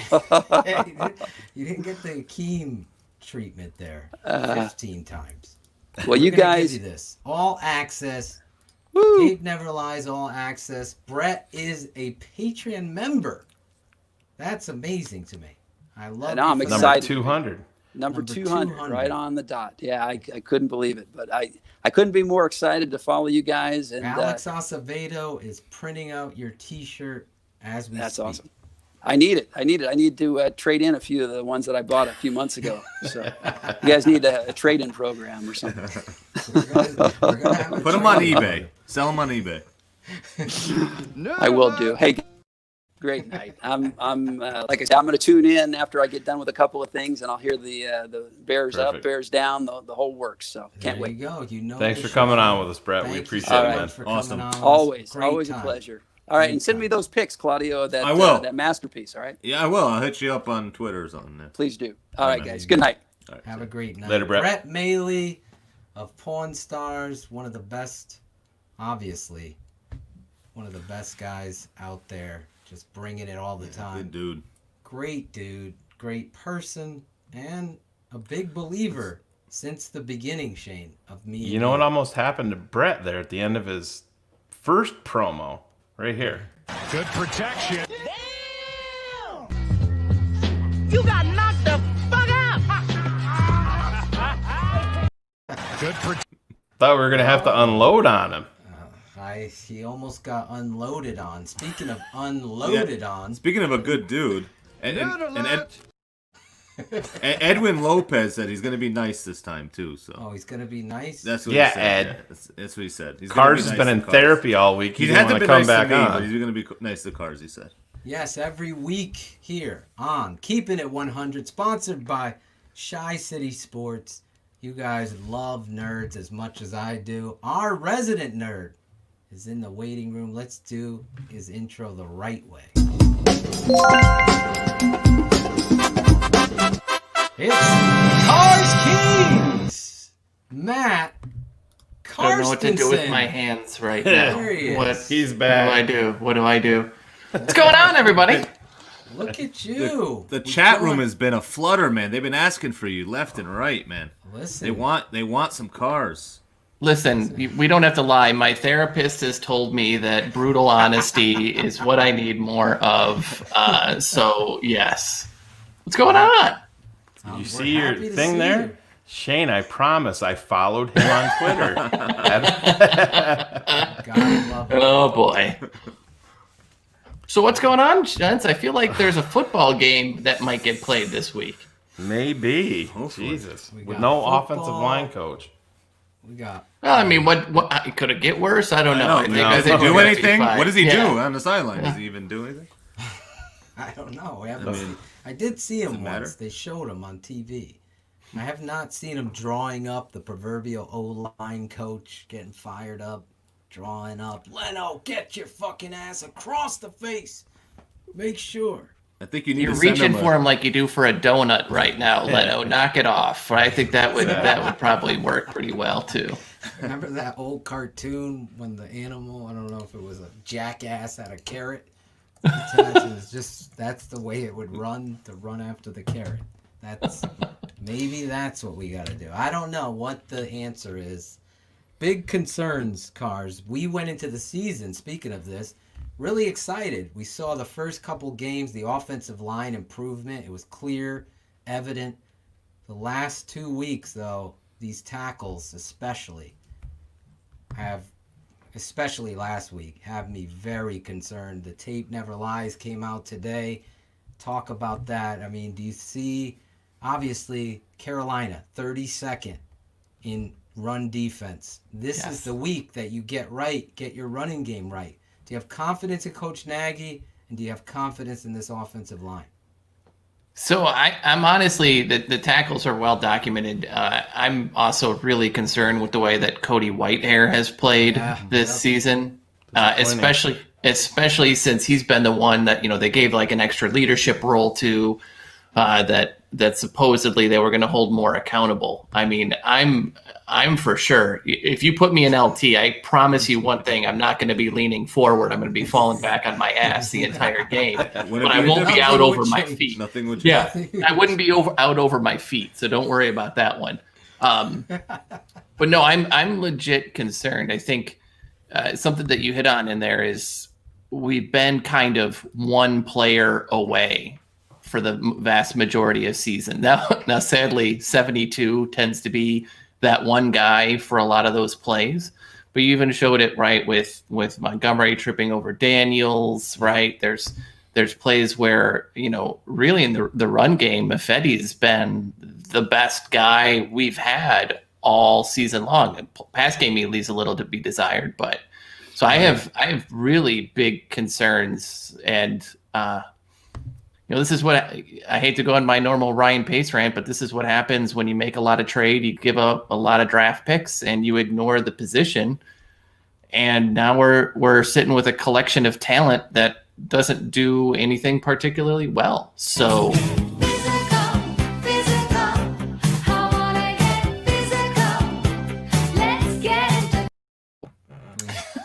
never gets old.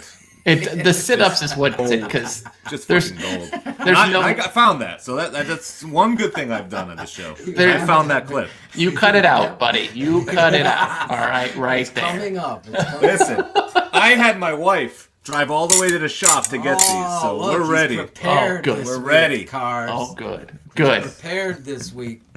But to your point, like I really like to see this game be a build on. They made all these changes for Mitch. They've been undoing those changes. I read today that they've only had 3 non-walkthrough practices since they made that change. Crazy. So I'm hoping the additional time together works on it, but I don't have a lot of hope. Like, the line is something that's not going to get fixed this year. It's going to be, an into next year thing. So they've got to patchwork it up and figure out a way to get that going. They gotta help them. I get that you want to attack. I get that you want to be aggressive with all these fucking formations, but you got 3 tight ends. Yeah, you can't be an 11 team anymore. You can't. Exactly. Yeah. So, help these tackles out. Let them chip down, get out into the route. Work on that boot action game with the tight end pushing down, then leaking back out, run the waggle, whatever you got to do. Get in the I formation, for God's sake, if you have to. But it's except that's Holtz. Except that's Holtz, and as you've documented, he's been brutal as well. I don't know how he has. Leno and him are like stealing money at this point. It's just and again, Whitehair too. So much of what they wanted. So disappointing. Awful. And what you want to do on the inside, right? He's supposed to be the guy kind of clearing out some of these cutback lanes for them to go. And yeah, Vea is kind of a beast, right? But I mean, that was just brutal. So I agree that they've got to go more 12. I thought it was very telling the amount of 12 and 13 they ran last week. But even that's not going to make a difference until you start getting, Whitehair's head out of his ass and really starting to put people down. Single-handedly destroying zone plays. So I saw Shayne got me fired up because Robert Schmitz is out there. I'll just say his name. Robert Schmitz. We can Jingleheimer Schmidt it on the air here. And you can't compare the center getting blown back when you're trying to run zone. I have coaches that could come on and talk about this if you want. But you're not going to piss down the leg of somebody who's doing all this work and try to manipulate a narrative about David Montgomery. It gets me so amped up because that kid's making something out of nothing. It would be a disservice to allow that shit out there. That's why these fucking Keep It 100 crew are here. That's why they're here, because they know. They see it too. There's so many people that don't have a blue check mark or only have 4 followers that know this game of football better than others that have gotten an opportunity for whatever reason. But back to this point, Cars. Whitehair standing up, getting pushed back. That destroys the whole context of how you're trying to run zone. The center's block is so key in that, and he has struggled there. I see it fundamentally. Whether he's got a back injury, I don't know. The guy could be. Yeah, the lower body strength is just not there for a guy that used to be so good at it. Mauling people. I used to tell this guy's an all-pro. Yeah. And this year he's struggled, and it wasn't early. It's been happening now. So it's something we're gonna keep our eye on. Now, Vita Vea, to your point, that motherfucker is growing up. Like that motherfucker was. Powerful. That move he put on Bars, like I would love to kill Bars, but that was a big boy move, right? And he did it in a fraction of a second. I mean, that was pretty disgusting. It took him a little while to find himself in the league, but he's lathered up. I mean, some people wanted guards. I loved Vita. I would have loved that dude. You put him with Goldman, like if you wanted kind of just like what Tampa does with Sue, who's now him. Oh my God, that would just be in something. So that's really, I hope Coach Nagy gets the message out to this team, challenges the team, and says we're gonna fucking run the football this weekend. We are gonna go after these guys, and we are gonna put it on the back of number 32, and obviously we're gonna mix Cordero Patterson into the game and what have you, but Cody Whitehair and company come to play. And that we'll see. But it's been a struggle. Anyway, anything else? Obviously, Patreons started, Cars. It's been exciting. You've been a part of this product, building this network. I'm asking people, fans right here, share the show to people you know. I think it was Lance Bailey that said to me, I could be wrong, or Grant. Somebody shared a story that they were saying, have you ever seen The Tape Never Lies? They're like, are you kidding? I've been following it forever. Well, you share it to the person, you share it to the next person, and that's how you become 100 crew. That's what I would do too for my friends and family. I think we gotta tell the whole 100 crew to all at Leno on Twitter, Tape Never Lies Network. That way he will watch. His wife will be unhappy. Oh, hey, listen, everybody, listen, 100 crew she left at Leno or this show, or the Tape Never Lies. Maybe he'll get it through, and Nagy too. If Nagy has Twitter, I don't know. Nagy has Twitter. No, Phil, you'd be proud. My wife was. We took a walk around the block, and we've got some big Bears fans, and she was actually promoting the show to people as we stopped everybody with the kids. So, Stephanie. Yeah. I mean, there's something in the name. Yeah, I mean, there's something in the name. Phil, you want to give us a little breaking news drop? Yeah. Oh no. Uh-oh, my heart's aflutter when this suspense has to go. Is killing me. Breaking news. The Tape Never Lies Network. Breaking News.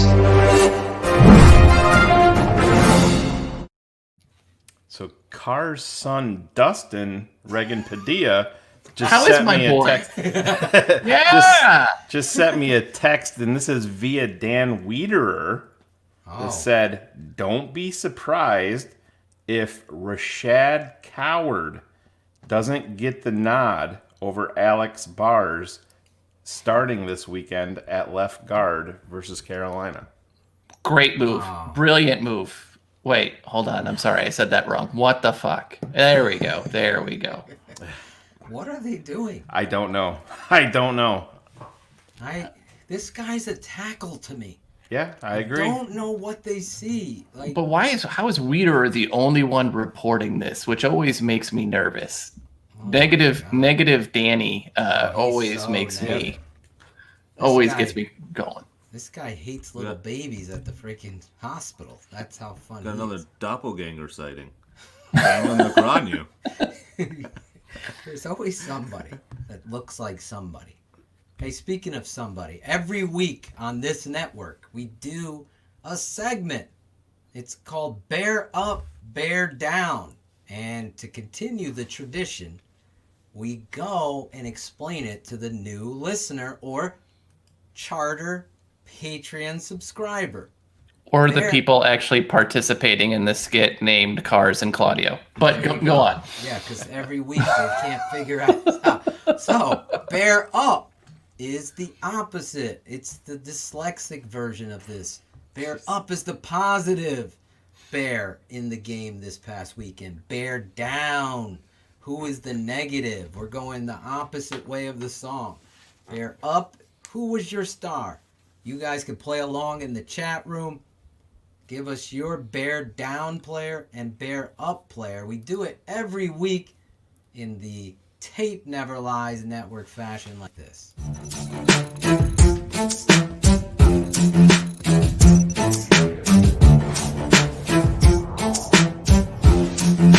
Phil Ottochian, Shayne Marsaw, the Tape Never Lies Network. A bear up, a bear down. It's Draft Dr. Phil and the smartest man around. A bear up, a bear down. It's Draft Dr. Phil and the smartest man around. A bear up, a bear down. It's Draft Dr. Phil and the smartest man around. A bear up, a bear down. It's Draft Dr. Phil and the smartest man around. A bear up. This week, Draft Dr. Phil and Shayne Marsaw, the smartest man. Bear ups and bear downs of the week. Oh yeah, Bear Up, Bear Down in the Tape Never Lies network fashion. Last week I went last. So this week, who should we go first? Shayne, I'll let you choose. Do you want me to go first? Do you want Cars? I want you to fix your Greg Bragg's internet. Yeah. Why? It's like the struggling here? fourth time tonight. Yeah. Really? Yeah, you're in and out big time. Oh my God, that's what she said. Yeah. Boom. Good night, everybody. Thanks for coming by. I'm checking my internet speed. I don't know what's going on. I don't know. I'm wired. I'm connected. Maybe the crew upstairs is streaming everything. Yeah, they probably are. So let me text them. Anyway, can you hear me now? Yeah. Yes. Back? Okay. At first, I was on the Wi-Fi, and then I switched it back to the wired connection. But I'm back. Bears up, bear down. Shayne, who do you want to start with? Well, I'm actually was a little more prepared, and I wrote things down. And Cars took my guy that he was just speaking on a couple of minutes ago, and I wanted to focus in on my unsatisfiedness with Cody Whitehair. Why don't you kick it off? There you go. Yeah. So Cody Whitehair is going to be my bear down. He's the guy. He needs to be the linchpin. You know, you saw the leaps and bounds from James Daniels. Not that he didn't have his struggles too, but you saw him making that next step, and you wanted that to be in concert with Cody Whitehair. And you know, to me, I watch Cody Whitehair, and I don't think it's just a physical thing. I'm more concerned. Who's his closest friend on the team? I'm not sure if that's not playing into this. I hope it's not, but good point. It's a big deal. There's no, Phil, you can talk about this too. There's no closer relationship on the team than a quarterback and his center. And right. I don't know if that's messing with him mentally, but his play, it hasn't been average this year. It's been subpar from what my expectations are to Cody Whitehair. And like you said, Phil, he's single-handedly ruined plays as the center. And, I mean, it's hard enough for the Chicago Bears football team to run the football. And if we're not getting that production out of the center of the offensive line, it's a big, big problem. You know, this is another guy that Ryan Pace invested a lot of money into to be a foundational piece on this offense. And right now, Cody Whitehair is not coming through the way that he needs to come through for this team. So Cody Whitehair is my bear down. Good bear down. Obviously, the tape doesn't lie on the guy. He has struggled there. I like the call. Claudio. Well, listen, I'm going to say fuck the rules. I'm going to do the whole offensive line instead of picking it, all right? Because, first of all, our running game issues obviously are right there. Not how the game works, Claudio. I don't care. It's all right. I can do this. Pick somebody. All right, then I'll pick. You're choppy again, I think, Phil. But yes. Listen, so then I gotta go with the easy, the low hanging fruit, Leno. I mean, week after week, this dude, like Phil shows on the tape, he just doesn't get it done. And a lot of people in the chat are saying, you know, Foles could get hurt in one of these plays. And then, I mean, hey, Mitch comes in and, you know, and maybe he could get it done. But, yeah, Leno is just not cutting it. And, you know, Charles Leno is my bear down. Bear down. Look, he's learning the game here. I don't know what it is. My upload speed is very slow. My download speed's like 169 megabytes per second, Cars. It's your upload speed. My upload speed is 1.9 megabytes. So that's what my concern has been with this internet. I mean, listen, when I had that internet problem last week, I had an ignorant signal. It could be also the website because we're streaming on. But like Claudio, your feed to me is very blurry, just like Phil's is, and Cars and mine is clear. Yeah, to me, that's because our cameras know how handsome we are, Shane. Yeah, that's really the driving decision. They're like focused in. Phil, your modem might be melting because you haven't shut the fuck up this entire show to let anybody else talk. That is a valid point. It's a valid point. Is my thing blurry? Well, let's hope your thing is blurry because I don't think we want that to be that type of show. Yeah. All right. Well, maybe he's gonna go out and come back in. So, Cars, go ahead. I'll take over. Go ahead. So, Cars. Who's your bear down? I'm going to keep with the theme, and that mine is going to be Bobby Massey, who, you know, is one of those guys who, up until last year, and the vertigo was starting to look like he was worth the deal, got a little bit complacent, or I don't know what happened, but he has not been the same. And I've heard some people say, no, he's played fine early on. I actually named the players that he played against during those early weeks, and I'll hang up and listen. But since then, Bobby Massey has just not been much of anything. So Bobby Massey is my bear down. Nice. We all know where you're going with this. So I was going to pick that one, but I wanted to leave you your man, Phil. Well, I took him already. Stole my guy. Yeah, I took him. Did you. Shane took. You guys took 3 of the offensive line. Am I clearer now? No. Oh my god. So if I leave the studio, Shane, will it stop sending or we'll be fine?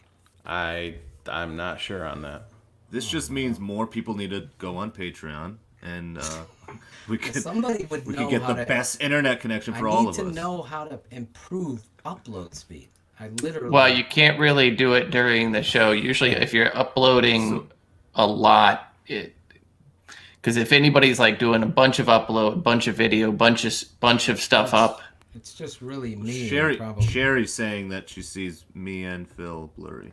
I don't see myself blurry. I see everybody fine except for Phil. I don't see myself blurry at all. Yeah, no. Do you see me blurry, Phil? Now Claudio looks clear, to the clearest you've been all night for me right now. But I'm not going in and out. I'm just blurry. No, Phil. No, you're fine. Right. Phil is pixelated for me. Well, I'm gonna try to leave the studio. It should stay because you're a part of the broadcast too. So I'm gonna. Well, put in your bear down first, Phil. My bear down. You guys all took my bear downs, so I have to think now. Who is going to be my bear down, and that's gonna be. I'm gonna go with Cody White. No, you already took I did that. Look at that. I'm gonna have to go with Danny Trevathan. Yeah, that's a good one. Continues to struggle up and down, up and down. The struggle is real when it comes to Danny T, just like my upload speed. You're clear now. Fix this. Keep going. Right, I'm gonna stay here. Yeah. I did run a couple speed tests, and then it picked back up, and I reset the mesh points cars on the There you Google. go. So hopefully that clears this up, whatever's going on. But Danny T, this guy, we had a great conversation last week with our guest about Danny T and what he thought he was going to be and bring that veteran leadership where Nick Kwiatkowski showed flashes. We all felt that. They did the right thing. But you've seen, and this happens in football, veterans or players that age, all of a sudden they lose a step. It's very concerning. I put up a play there this week. Danny T reading the guard, pulling down, goes across, doesn't come back. Got to come backside, and then he's just reaching. Then he comes back, and they're hustling down the field on another play, and he has a kill shot, and he whiffs on, Johnson from the Bucs on that big play where all three of them, Eddie Jackson, the rookie Johnson, and Danny Trevathan, all miss the tackle. It's up to Gibson and Roquan to hustle. So, got to see improvement. When is it going to be? That's got to be concerning. I know they brought in some linebackers, right? Manti Te'o is in the house. Deion Buchanan. That guy. Justin Phillips. Listen, one guy, and he's not going to be my bear up. I don't hope I don't steal. I don't think anyone's picking him. But Houston Carson on tape was a heady. It's one of the biggest football players. Yeah, absolutely. I really, on first glance, that play, Shane, where you're like, fucking Houston Carson, he actually was covering for somebody else's mistake. Yep. And when Tom Brady did that step up and they get, like 4 Bears had a sack and they all missed it. He steps up and just lobbed that ball, dropping it in perfectly. That last play of the game, he ran the fucking route better than the wide receiver did. Yeah. He ran the route. Oh, it's beautiful. Football play. But you see how the Bears are taking Danny Trevathan out of the game, and they're bringing in that safety where it was Deion Bush. Now Deion Buchanan, he's that perfect. He has that experience at that position. Now you talk about it. So anyway, Danny T, you are my bear down this week. I'm glad my bear upload speed hopefully has improved. Am I clear? Thumbs up around the panel? You're good. Good. Let's just play a little of this.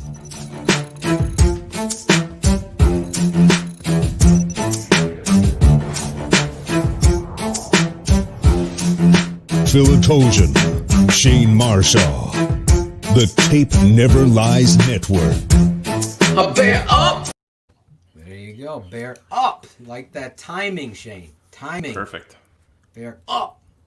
So since I went last, we do it. For those of you listening and playing in the chat room or playing at home, we go like Claudio's Fantasy Football League draft. Snake it back And right now, I'm going to lead off. I'm happy that I'm going to lead off because the guy I'm going to pick showed me a lot this game and really was the impetus of you being able to be victorious. And it's none other than Nick Foles. You can call him whatever the heck you want, Big Dick Nick, Nicholas, Saint Nick, whatever nickname you got, that's fine. But I'm going to tell you, Brass Balls Nick, standing in the pocket, taking shots, talking to his coach. The game matters to this guy. And when it does matter to the point where it's maniacal, you like me ranting, you like me going crazy, getting pissed off, those kind of guys are the ones you want behind center. And that's what I saw from this guy. Standing in the pocket. I mean, he's purposely, Cars, doing the old Iowa Hawkeye dropbacks. They used to teach their quarterbacks stand straight and drop back straight back. So you're backpedaling. You don't even turn your shoulders. Why? Because you want to see the rush. You want to see what's coming at you, and and he has to. Yeah. Because it's so. And this fucking guy made some throw. The throw that got me out of my feet watching the tape was the early throw to Allen Robinson. Oh, I love that bucket. play. Bro, just know that Vita Vea, or no, it was Golston getting skinny on Leno, comes right through Daniels, and he is breathing down, and he knows he's got to throw it early, so he just throws it to the spot. And it's not a perfect ball for PFF. It's not a perfect ball for Bradley. But it's certainly perfect to move the fucking chains. That's what this is about. And your receiver. Love that play. Oh my God. It was so... Guys, I got out of my seat watching the tape. Claudio, for Patreon, before Shane was on with us, he's going to film me building The Tape Never Lies. So it's going to be behind the scenes. How does it happen? That's going to be a special segment on our patronage channel, Cars. So people are going to see exactly how I put it all together in the last narrations, how it goes boom, boom, boom, and it'll be released right there. So there's no David Blaine magic trick. There's no Justin Dean. You ever see that dude, Justin Dean? He's sick. Check him out, Justin Dean. I'm giving him a shot. He's got millions of followers anyway, but he's a very good street magician. Anyway, Nick Foles is our magician. You could be a Trubisky lover. Again, I always say this every show. You cheer for the jersey. Yep. Everybody loved Mitch. I like Mitch. I thought Mitch had tons of talent. We can debate all day. I would. I think the coach ruined Mitch, in my opinion. Cars loves the coach. I have other feelings about it. But what see on tape with Foles is a leader of men and a director of your offense. So I don't want to go on a giant rant, but the toughness and the timing and the delivery of communication to his players, as well as some of the anticipation balls that weren't completed and narratives were thrown, this guy was doing it all night. As I said on The Tape Never Lies, go over to the network, Tape Never Lies, check out the Draft Dr. Phil's Tape Never Lies. You'll see the evidence, Your Honor, on Nick Foles. He was dealing out there. Nick Foles, you are my bear up this week. Claudio. Nice. Yes, so I want to just address the hat because I wish Mooney could be my bear up. He didn't have a great game. He could have been. You could. I know. But this is a Darnell Mooney. Way to be a fan there, buddy. Yeah. Sorry, my wife Roy came in Williams and hat. No. So I saw a tweet of his on Twitter. The DM11. Yeah, the DM11. I see it now. I didn't see it till Shane pointed it out. I went on. I looked at his shop. He had hoodies. Like Shane said, a little bit too much money right now for him. We'll see if he comes through a little bit better. $85 for a hoodie. But, I like it. And he's my boy. I love the confidence. But anyways, he can't be my bear up this week. Wait, did you say something about swag and stuff like that? Yeah, hold on. This is his swag, but is there other swag? Breaking news here. Are you ready for swag? for the Patreon and regular fan, anybody, this is coming. And our swag team put together a commercial. Do you get a commercial within a segment, Shane? Am I allowed to do that? You do here. Like a sandman, a bar block and burning his wine. Like a sand. There's our life. There's our life. We go on live right after Bears games with your boys Trap Talk and the smartest man alive. The Tape Never Lies Network Oh shit! Tape never lies. starts now. Oh, look at that. The swag team is putting together commercials. I didn't know we had choreographed dance routines. We're gonna have to step up our game here next week. You didn't see Bears Poor Chris Hour Sandlin's live? out of commission for 2 weeks. He pulled his hamstring jumping off the back of that truck. She's got the moves though. She was a cheerleader, wasn't she? A cheerleader? Oh yeah, Did she was try out? finalist for finalist the for Indianapolis Colts. Colts. Yeah. Nice. She's She throwing got some moves down. They're throwing out moves. They're putting together swag. Yes, I saw people, Patreon members. Swag is coming.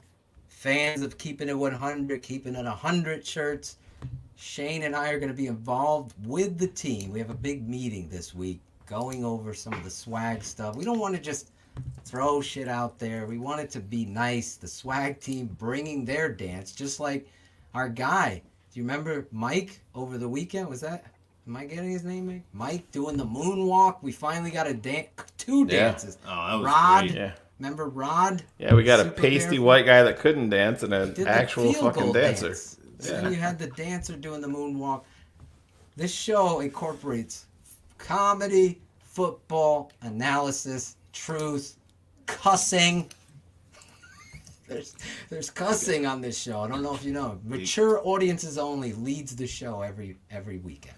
Every time we do a show. I hope everybody unsubscribes. Oh my god.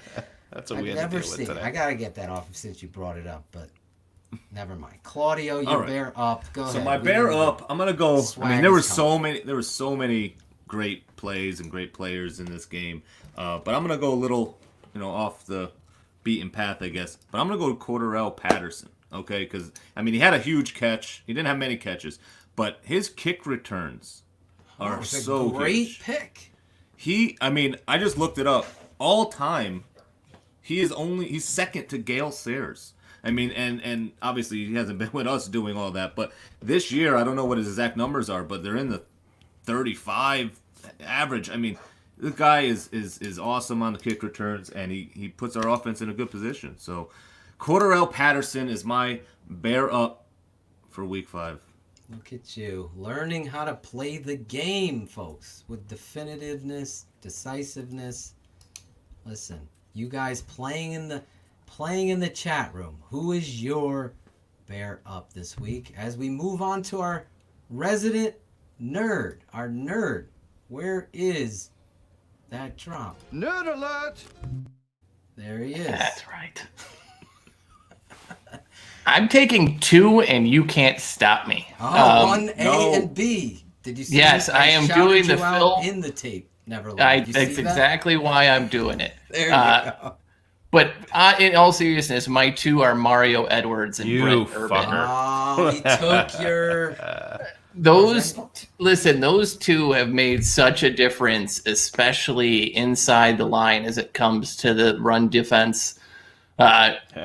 Robertson Harris has been kind of miscast as a nose tackle to me. He's not been really great in the run game, and those 2 guys have both been generating pass rush and really being good at stopping in the run. And while Urban's wife probably is the most dominant Twitter and Instagram wife of any of the Bears fans, that part has been so huge. So that the reason I'm taking both, A, I'm a dick, but B, really the way those guys rotate in and out and the impact that they've had is immeasurable. Like that, those are significant finds. I know Shane's had a long time crush on Mario, which is the other reason why I wanted to take him.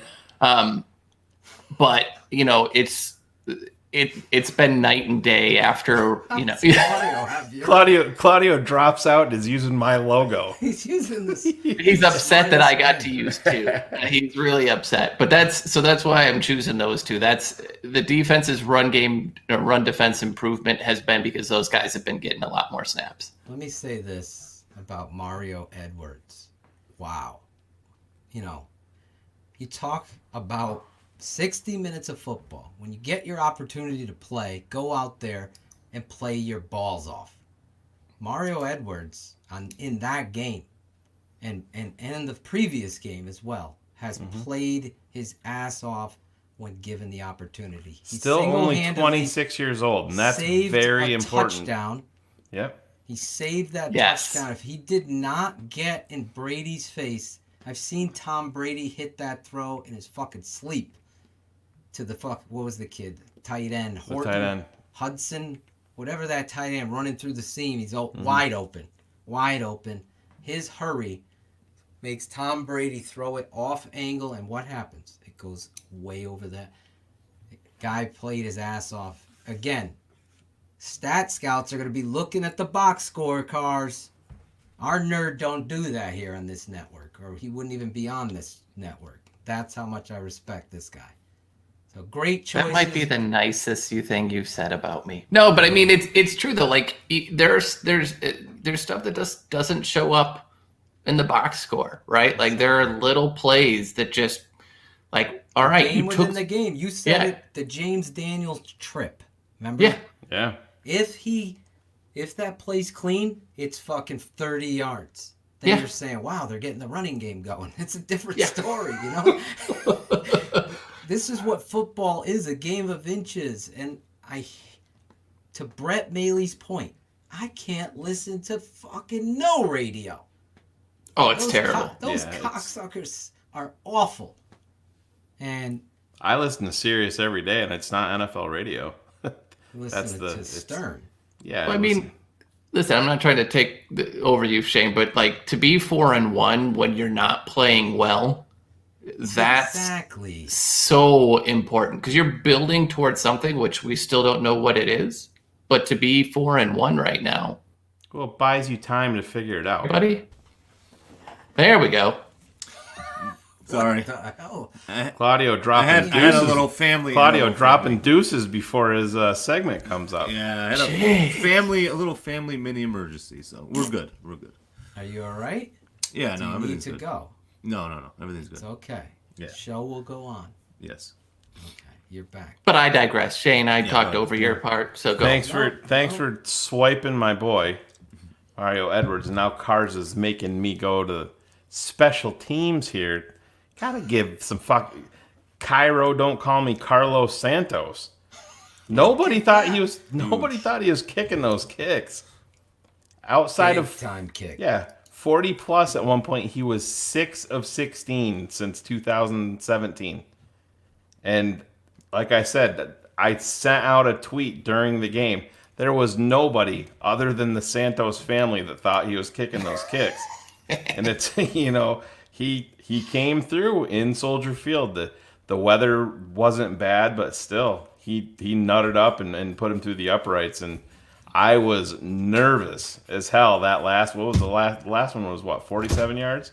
Yeah, I believe. And he did. He got up there, and it started to break real quick. And I was about ready to smash my DirecTV controller one more time, but no, it hooked back and stayed true there. And got to give him some love, man. Field goal kicker. It is interesting, though. More kicker news. The Bears protected Kai Forbath on the practice squad along with Tyler Bray because you can protect too. So that's, I don't think the way that this is trending. Pinheiro, I mean, we just want to have the most unusual kicker name team in the NFL. Kai so Forbath, I think that's what we're Cairo Santos, Cairo. Eddie I mean, Pinheiro. that's all we're trying to do right now. I'm trying to bring the Pinheiro song that I wrote back, and he's not even on the team. I don't even know where he is. There's not even a Pinheiro sighting, Pinata, there's nothing. His injury had to be pretty significant. Yeah. Why didn't they put him on the IR then and get 2 kick? Well, they're doing that now. He's on IR. Oh, he is on IR. Yeah, he is on IR. Yeah. Why did I not know that? I'm not sure. Maybe because I don't care about kickers. That's a good chance there. They Yeah. should have had another guy brought in anyway. When you do that, this bothered me. Anyway, so I thought Shayne was going to go with Fuller before you announce. I really did. And John Gray, who also is a Patreon guy, he's in the patronage charter. Listen, Kyle Fuller, I said it on the tape never lies. I had this little troll going at me. Kyle Fuller's top 2 corner in this league. Show me anybody else who's got thrown at like this and is putting up not only the numbers, but is playing physical, tough, creating turnovers. Yes, it's not all about interceptions again. It's not. Just like it's not all about sacks with Mac. The guy is a tremendous, and he made the biggest play, in my opinion, in that game. So that play was the smelling salts for that defense, right? Like they were quiet, they weren't chippy at all. And then that play hit. Listen, Shane and I have texted a few times, like, this is a defense that feeds off the fans of noise, and they've had some problem creating that. That boom woke everybody up. And after that moment, like, we smell blood in the water. Absolutely. And heads up to Quinn to picking that. Oh, yeah. We've seen too many games where that doesn't happen. Sorry. What does that take you back to, Cars? What you just said. Go back to the Indy game. Where could it have caught in fire? Right in the fucking jump street with that interception. Yeah, and that's what it is. And that's like when we were talking when Brett Maly was on here. I talked about trying to attack deep early to set the tone. You have to do that on offense, and you have to make a play on defense early, because I think that is something that can carry this team both sides of the ball through. So maybe we can finally see a 4-quarter game.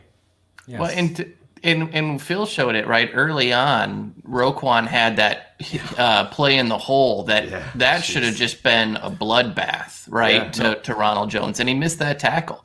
So I got a little nervous at that point that they were missing those plays again, and so that one was like their the old moment of Zen moment, right, where they just we're back, try to do something again.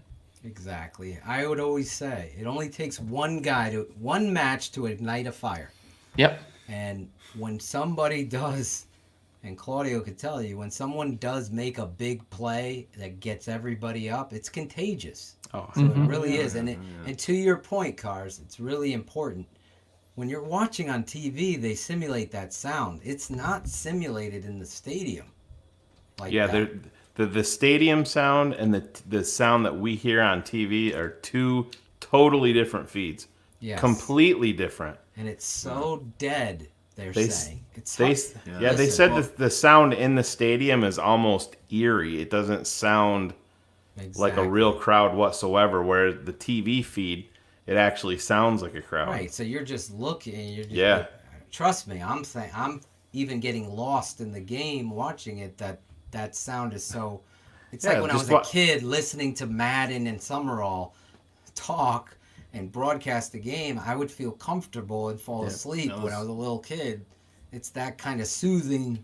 I don't know if it's a Freudian thing, Cars, or something that gives you that comfort. They do replicate it really well. But in the game, it's almost like any of you listening at home or in the chat, you've scrimmaged and you're at someone's stadium, and it's a big, nice stadium, and you're scrimmaging, and there's no one in the stands except a few parents, and it's hard to get up for that, especially in a sport that's so about momentum and emotion, and that kind of stuff. So when you have players that are playing hard and say, fuck a fan, fuck everything, fuck the fans in the stand, I'm going out there and I'm going to play. Kyle Fuller did that. So, sorry. So one thing that we missed, Phil? What? Cairo Santos is what? He's my bear up. Bear up this week. Yeah. Look at that. Bear up, bear down, sponsored by Claudio's Modern Barbershop. You need a cut? It's Gerardo's Modern Barbershop. Gerardo's Modern. We got to change it It's to my dad's Claudio's. name. Yeah, no, I got to keep 50 years. My dad opened this shop in North Haven in our town 50 years ago this month. Holy mackerel. Yeah, so I'm actually moving to a new spot, still in the same town, and going to actually do a promotion to honor the 50 years and a customer appreciation. I'm going to charge what he charged in 1970 for the first 2 weeks of me opening the new shop. And what was that? $3. $3. $3. What is that? So I could get in there and get my... Yeah, exactly. I'm getting COVID when I fly out there for a $3 haircut. Yes. That's what's happening. It's going to be awesome, though. I'm pumped. It's going to be Good fun. for you, Claudio. You're one of the best. I appreciate that. What are we doing now, Shane? Are we going to Claudio? Or are we going to... No, you haven't seen the banner that's been up for 20 minutes? Oh, I didn't see the banner. My upload speed. Tech support people. People are asking me, Claudio, when they come to Connecticut, can they get a haircut? Absolutely. Of course. $3. Hit me up. Shop, Hit me up on the Twitter. smartest man. Hit Claudio up on Twitter, Claudio. Where can they find you on Twitter, Claude? TTNL Barber at I'm TTNL surprised Barber. you don't have it on your fucking lower. I third. know. You Well, gotta fix it. listen, I am new to the whole social media stuff. I'm trying. I'm not a big fan of it, but you guys said you got to get on it, so I'm on it. I'm trying, but yeah, no, I mean, and you can look up obviously the shop, Gerardo's Modern Barbershop in North Haven, Connecticut, and my cell phone's on there, so you can call me, text me, whatever. And we could talk some Bears. All right, here we go. I'm sorry. I was reading a few notes that I had. Every week, our guy scours the internet, the Twitter sphere, the tweets to find dumb tweets. And really, even though he's a smart guy, it's not that hard to find dumb tweets. No. According That's to the sources. easiest. That's the easiest part of my week. It's one of the easiest jobs, but I follow also, Zimmerman, man. It's fucking easy as hell. You could, I'm just like, there's 3 accounts you can go to and basically be set for the season. Actually, none some of them are my burner accounts. Some of the YouTube comments on the uploaded videos make it. I might have to do a dumbest YouTube comment. Oh my God, there's a lot. That could be its own show. That would be its own show. Telling people to unsubscribe is one of Really? I didn't see that. unbelievable moments of my life. And I'll say this real quick. I'm reading it because I try to respond to everybody, good, bad, whatever. But then I see this dude. Tape Never Lies, go on Patreon. Everybody should unsubscribe with me. I just did. I just had this moment like, who the fuck are you? That is the dumbest thing. It just stirred me in the heart. Like, this is the world we live in. Like, you unsubscribe. Good. Go unsubscribe. No, we have to tell everybody. We must. tell everybody. Yeah. Let's all unsubscribe. I went to his YouTube page, and his God, last video was, "This was my last game of Fortnite from 2 years ago." So sounds like. Yeah. It's like my 3-year-old, right? When you're potty training, like, Daddy, I made a poopy. Daddy, like, good for you. The whole restaurant doesn't need to know. Right. Like, it's just the way that it rolls. Exactly. Well, in a world where people don't have to know everything, they still tweet everything, and this is how we start.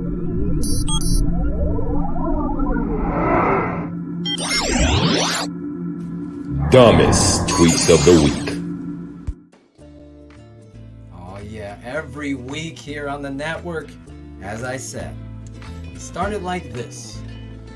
Oh, yeah. Oh, yeah. Heading to Connecticut for the $3 cup, yeah. He's the smartest man. He's the guy who made a guy named Horseshack, ooh, on that show, Welcome Back Kotta. The only thing that separates him from others, he would never disrespect his family like a fucking godfather.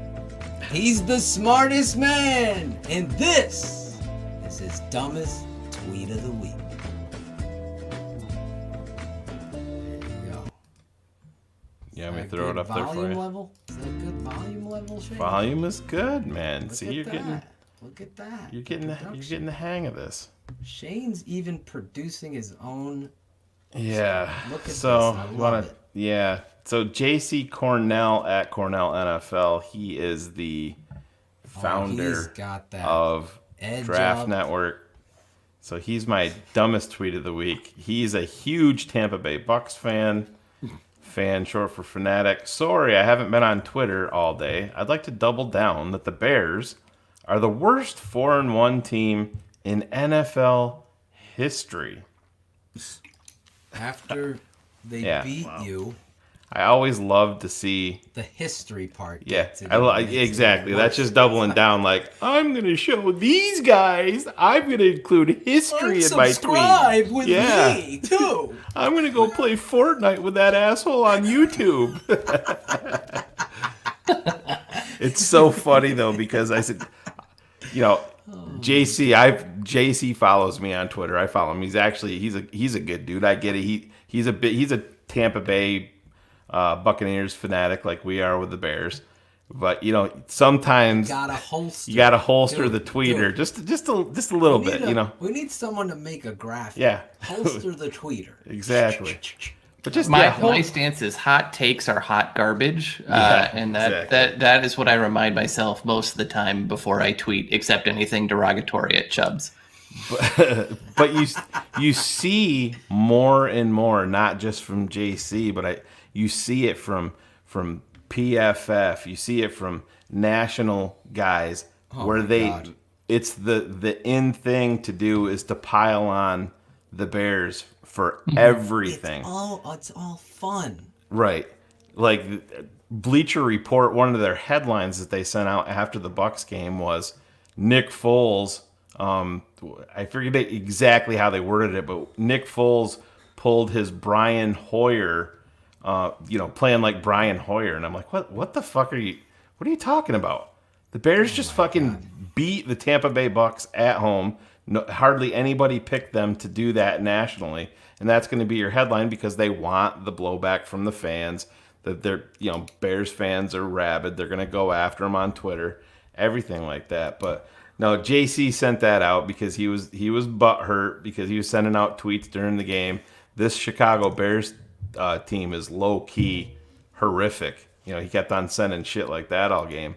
And then it came back to slap him in the dick at the end of the game, and they went home with a 20-19 loss. So, JC Cornell, you are the winner of dumbest tweet of the week.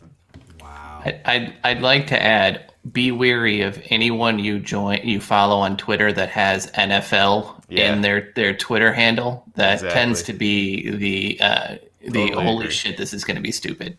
So let's go around the table for Stevie 2 times. Claudio, where are you from? I'm from CT, like you, Phil.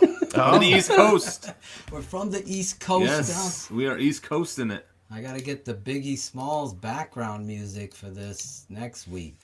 Yes, Claudio and I are from the East Coast. Shane is from upstate New York. I don't know if that's considered East Coast because he's literally a stone's throw away from Canada. I know.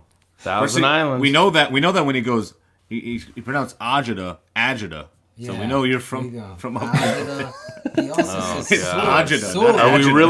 Are we really going to be talking about pronunciation? Listen, you call me out. I got to call you out. With Phil. Orange. Jesus. Orange. Remember how he said orange? I didn't get to say it when you say orange. Like, wait a minute. Orange. Agita. Orange. You said orange. Go ask your daughters what I said. My two daughters. You guys took my two daughters in my minivan. My daughters. You get so upset. Cars is from the Midwest. Cars, you are from Illinois, representing the great state of Illinois. So there you go, Stevie 2 times. New listener. We're all Bears fans. We've been Bears fans for life. And we continue to bring it here. If you haven't, please know that we continue to bring it every Sunday after, or Monday, Tuesday, Thursday, whatever. little business. After every Bears game, Shayne Marsaw from upstate New York and Draft Dr. Phil Ottochian from Connecticut, the East Coast, with the most, do Bears Hour Live right after every game, immediately after every game. It's the best Chicago Bears postgame show on the planet. Bar none. It's Bears Hour Live immediately after each and every Bears game. With host Shayne, the smartest man, and Draft Dr. Phil Ottochian. Every Sunday, Monday, or Thursday, immediately after Bears games. Your guys, Draft Dr. Phil and Shayne Marsaw are live on Bears Hour Live. Subscribe to the show via the Tape Never Lies Network, which can be found on YouTube, Facebook Live, Twitter, and Twitch. It's the best Chicago Bears postgame show on the planet. Bears Hour Live. Oh shit! Yes, it's Bears Hour Live after the Carolina Panthers and Bears this Sunday. Join us. We'll be live there, not via Patreon, right here, live, in person, the rant, the breakdown, the emotion, the analysis that you know and love. That's it. Shayne, do you have another dumb tweet? Or no, that was my dumbest tweet of the week. There you go. And with that, we go to the best tweet. Every week, Shayne scours the internet. We go from dumb to good. We always end on a positive note. And we do it like this. Oh, yeah. Can you hear the music? Oh, yeah. What the fuck is it? Orange, yeah. I don't know. Yeah. He's the smartest man. He makes smart picks and comments. He can cut like a fucking laser. He's a true friend and a Patreon subscriber. Oh shit. He's also an art appraiser. I'm shouting out Brett Maly, 200th on the tweet of the week. Number 200 in the Patreon subscription.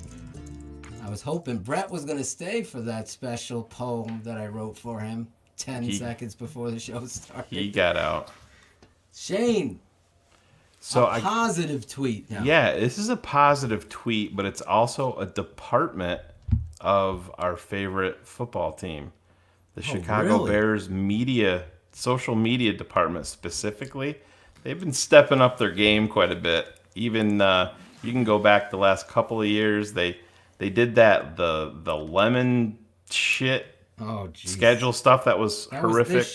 That was this year. They did it 2 years in a row though, didn't they? No, they did the I like the superheroes. I think Israel Adonijah drew those superheroes. Yeah, I thought that was 2 years ago. I got a few here from Greg Braggs. Yeah, I got a bunch of them from Braggs too. No, I think that was last year. Alan Robinson, look at him. Yeah. That's from that was last year.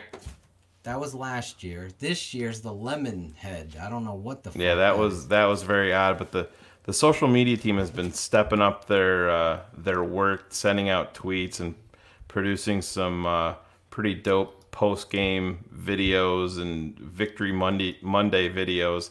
And I saw the one after the Bucs game, so I uploaded it here, and I'm sure most of you people have seen it, but I'll share it again. So take a listen. Montgomery cuts up field, touchdown. Good protection. Vaughn, incomplete. The receiver caught the ball, was hit and fumbled. It was recovered by Chicago at the 27-yard line. Pulls end zone. What a catch! Grab. Brady is taken down. Khalil Mack.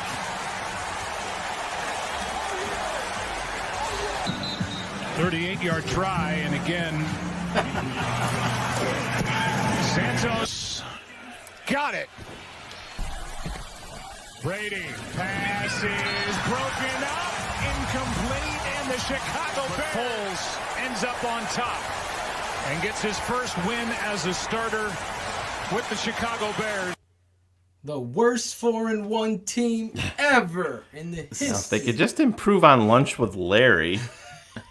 we might have something. But they've put out a couple of those videos, and they've been pretty good. So I want to give them some love. I follow a couple of the people in their social media department, and they're good follows, and they're obviously putting in the work because some of that stuff's pretty creative. I mean, Phil, you and I can appreciate what goes into making a little clip like that. It's not something that takes 5 fucking minutes. Absolutely.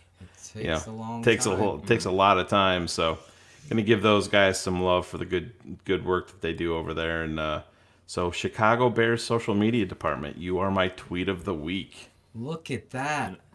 Tweet of the week. Good protection. You got knocked the fuck out. I want to just add, can we add the dumbest Keepin' It 100 live comment? Because he just got blocked. Someone blocked him, but Tim Iglinski put a comment saying, every time I tune into this show, you're not talking about the Bears.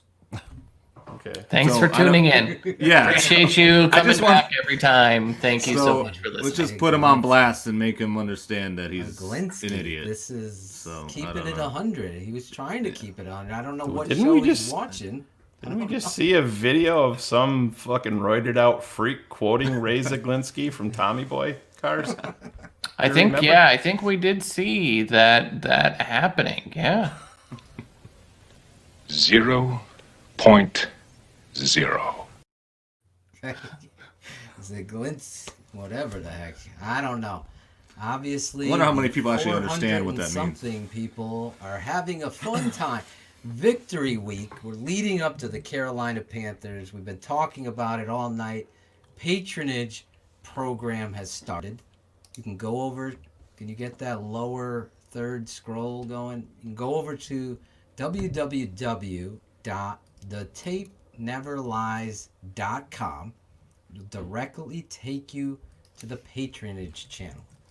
There, you will sign up and you will get the full version of The Tape Never Lies, bonus shows, live interaction, so much stuff, all access right there.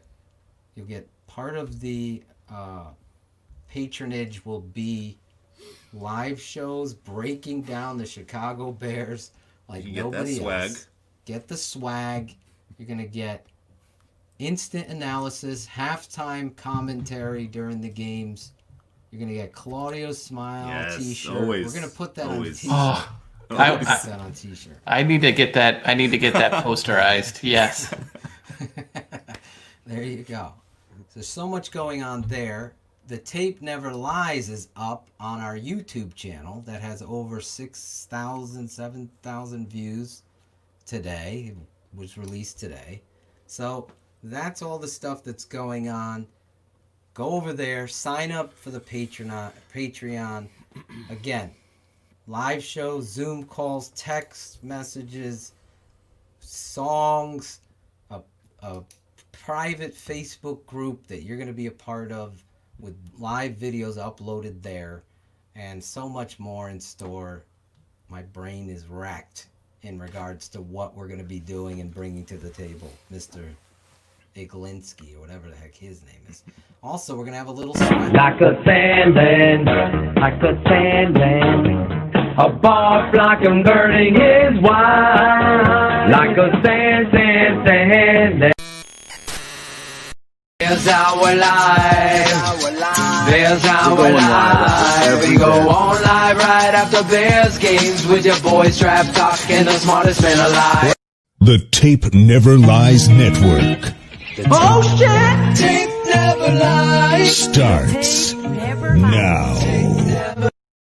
Look at that. His best move was just holding up his arms and saying, look at the person who actually knows how to dance. That was by far the greatest move. Hey, I thought their dance improved even. Once he jumped off that truck, he stepped it up. Absolutely. The new network came into life. It was like Kyle Fuller's hit. It was that magic. It was the smelling salts jumping off the truck. Yeah. So yes, we're going to have swag, all that stuff, fun every week, keeping it 100s here, 8:30 East. us East Coasters, 7:30 Central, all the way now into the night. And that's bringing us up to our next segment. Everybody's favorite. Get the scissors out. I see all the viewers going down right now, so it's time for Cut It Now. Just let's go. Edwin, you're my boy. Blue, you're my boy. That's gonna be a fucking yikes from me, dog. All right. What is that? What's his name from? What was it? American Idol? Oh yeah. What was his name? Randy Jackson. Randy Jackson. That's right. It sounded like it was from him. Every week, though, this is every 100 crew. I know Josh E., who is a big-time creator of the name. This is his favorite segment. And some of you 100 crew members are also involved. It's called Cut It Out with Claudio the Barber. Hey, cut it out. What are you talking about? Yeah, you must have been at the top of your fucking class. It's Claudio the Barber. Cut it out. Cut it out. Cut it out. Just cut it out. Cut it out. Cut it out. Cut it out. Cut it out. Cut it out. Cut it out. Cut it out. Cut it out. Cut it out. Cut it out. Cut it out. Cut it out. Cut it out. Cut it out. Cut it out. Man, cut that shit out. Cut it out. Cut it out. It's Cut It Out with Claudio the Barber. Hey, you gotta let me talk, Phil. Hey, you gotta let me speak. Claudio is gonna be bringing a new sense to keeping it 100. It's Cut It Out with Claudio on the Tape Never Lies Network. Hey, Yes, that never gets old. That open never gets old. Is that like an iPhone 4 at the end there of your open? So, again, I got to shout out real quick. My wife actually drove to the shop to get my scissors for this, so nice. Someone's Shout out her. getting laid tonight. So, yeah, hey, I got enough kids. All right. Well, that's what you can use those scissors for, then. There's a way to fix that. That is the Phil comment knows of the about night. that. Phil knows about that. All right, so The scissoring technique. He needs a step stool to get up there that high. Please let's not talk about scissoring techniques. You don't Oh, think shit. We got the walrus technique. We got the scissoring. Oh, that's what this show is about. Claudio. Yes. Every week you're fired up. You're watching the games. Are you going to be all active on your mute button? That's yes, I am going to remember that. I got my Wi-Fi situation good there here. one, so. 2, or 3 cut it outs? Because I only see 2. No, there's only 2. There's okay. There's a longer one. You could do that one first if you want. So. Well, cut it out 1 is labeled, so I would all. All right, let's see. All right, here we go. Ahead. You ready? Yeah, go ahead. That this drive continues when this is textbook. All right, so here we go with the hit. Refs, first of all, right here is the refs have to not be throwing any flags when they see a big hit. Okay, every time they see a big hit, they're throwing a flag. Good thing they picked this up, because that could have changed the whole game. Cut it out with that shit. Now, right after that, luckily this dude makes a ridiculous catch. How do you not throw the flag when this dude's arm is being held down during the fucking throw? So cut it out, refs. Do your job. Look at this shit. How is this not pass interference? Cut it out, refs. Cut it out. We got a good ball game here. We got a great ball game, and the big turnaround there in that first half was the offsides penalty on Shaq Barrett. What? I mean, it was 3rd Did you not just see what just happened? How is that? How is what you just saw, not the fucking turnaround? Then it backs them up some, and they probably don't convert then on that 3rd down, and the whole thing. Cut it out, right? Aikman. I mean, they were able to then get the takeaway, and they take a 1-point lead here at halftime. You're lucky you had an O-line and Emmitt Smith and Michael Irvin. They're not coming from a big deficit. Cut it out. Here in the second half. But it's shaping up for a good one. That's a long clip. Well, I only got 2. Was that all right? Wait, that was 1? I thought that was both of them. No, that was one. The next one's shorter. Don't worry, the next one's shorter. Claudio sends me it yesterday. And I'm like, Claudia, this is like a 1:40 song. So this is like all three. And he's like, no, put that in number one. That's number one. I had to put it together. I had to put it together with Aikman's stupid ass. How you watch the first half and the turning point is some missed call on an offside. Come on. Let's prepare everybody for number 2, Claudio. Oh, yes. Don't anybody have any liquid in their mouth. Oh no. Let me get the mute button. Hold on. Let me get on the mute button. All right, oh my God! Now I'm nervous of what's. No, I'm excitedly nervous right now. Like, let's go. But that was good. All right. That was good though. Nice. I like that you're calling out the refs because, like, I missed who made that comment, but he's 100% right. Someone deleted. Oh, there it is. Cut it out, number 2. But I want to say, it seems like actually I felt better about this crew. At least they communicated. They got calls right. The one, obviously, me and Cars didn't see eye to eye on. I thought Nagy should have challenged. I put it on the tape, never lies. Get that spot. Don't fuck around with Tom Brady getting that QB sneak. But again, water under the bridge at this point. I felt like out of all of the games I've seen the Bears play this season, that was the best officiated game, except for those. You're right. He did. The Jerome Boger game wasn't good. I don't understand. That was the worst officiated football. I don't even know how he's able to maintain his job. It's terrible. He's got to be gone. There's that was horrible. The Colts game was terrible too. Oh yeah, brutal. Game. Oh my God, that was awful. Anyway, let's go on to cut it out number 2, Claudio. All right, let's do it. Oh, I'm excited. Bucks playing without Godwin, without Watson, 4th down and 5. All right. So Brady, listen, dude. I don't know if it's because you're old. I don't know if it's because you're just used to getting all the calls, bro. But you don't get 5 downs, man. You get 4 downs. I don't know if you had edibles. Did you have edibles at halftime? Because listen, we got 4 wins, right? And it's 4:20 somewhere. That was good timing. That was great timing. Now listen. Perfect timing. Hopefully Acevedo cuts that clip. Listen, Shane fucking he reamed me for saying I had a bad photo. Put it back. I had a bad Photoshop skills or something. That's the first Photoshop I've ever done. So I said, Claudio, what's up with the ghetto Photoshop? He's like, dude, I've never used Photoshop. This is my first one.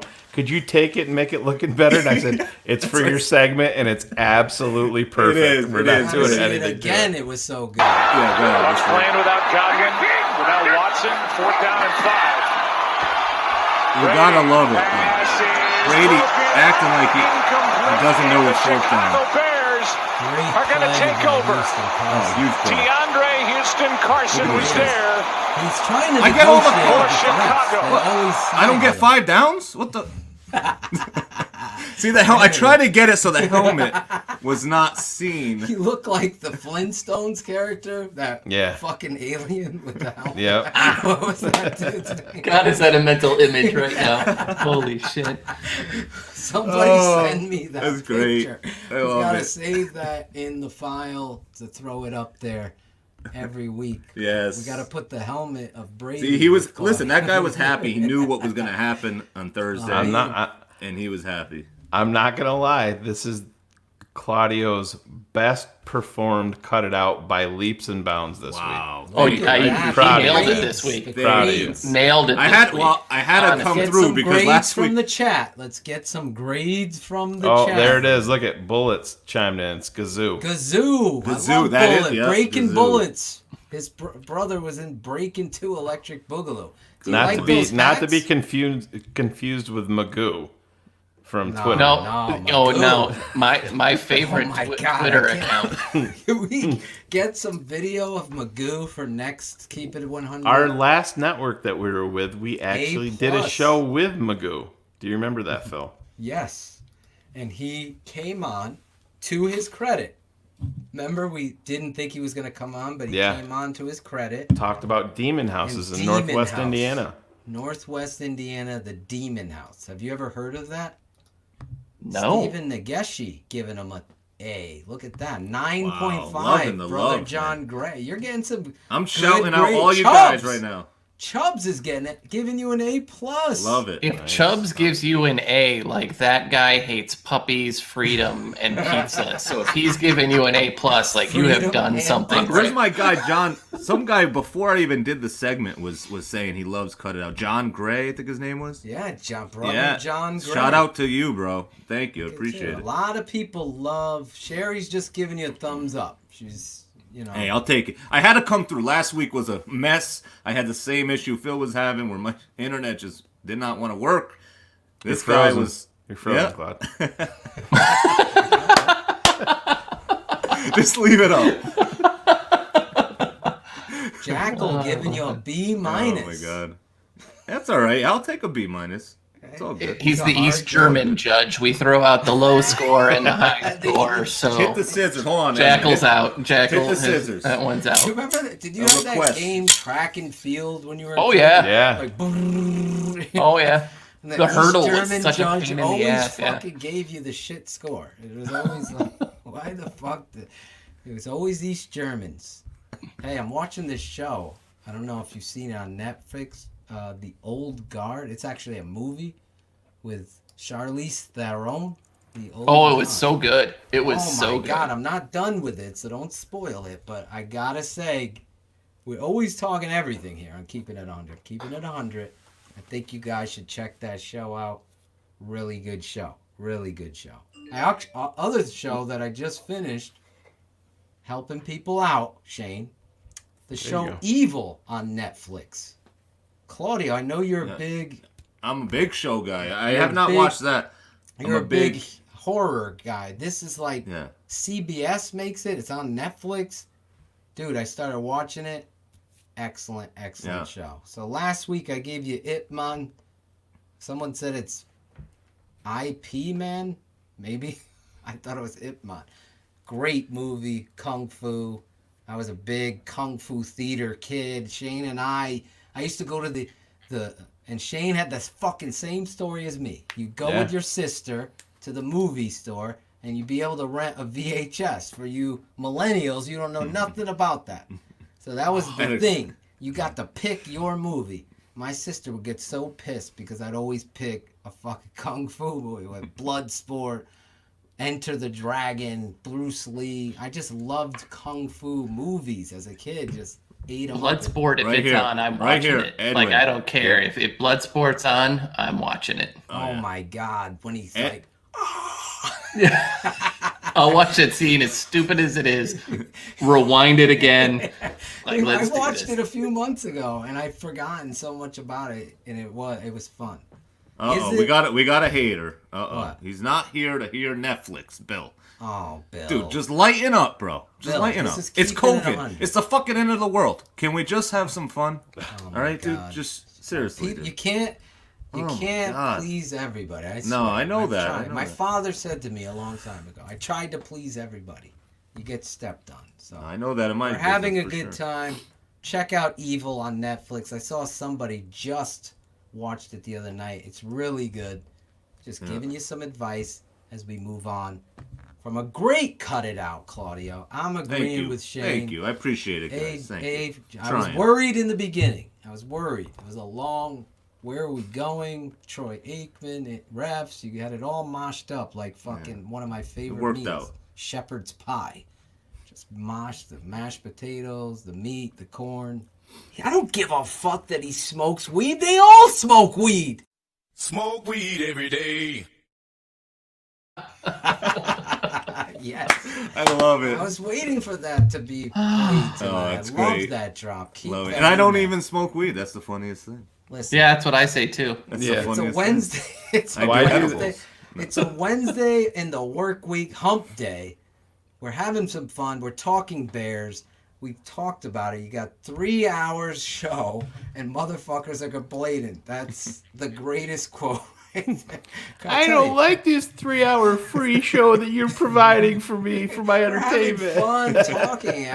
You talked about Netflix for 3 minutes. I'm telling. I'm gonna go play Fortnite. I think we gotta put him in the cut it out next week, Claudio. The guy mad. He's What was out. the guy? What was his name? Bill something. Bill something. Smith. It's got to be like Smither. Here you go, Bill.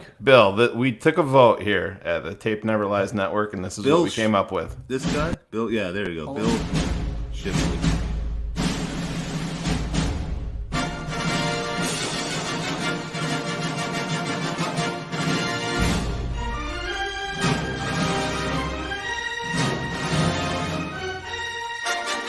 I don't give a what?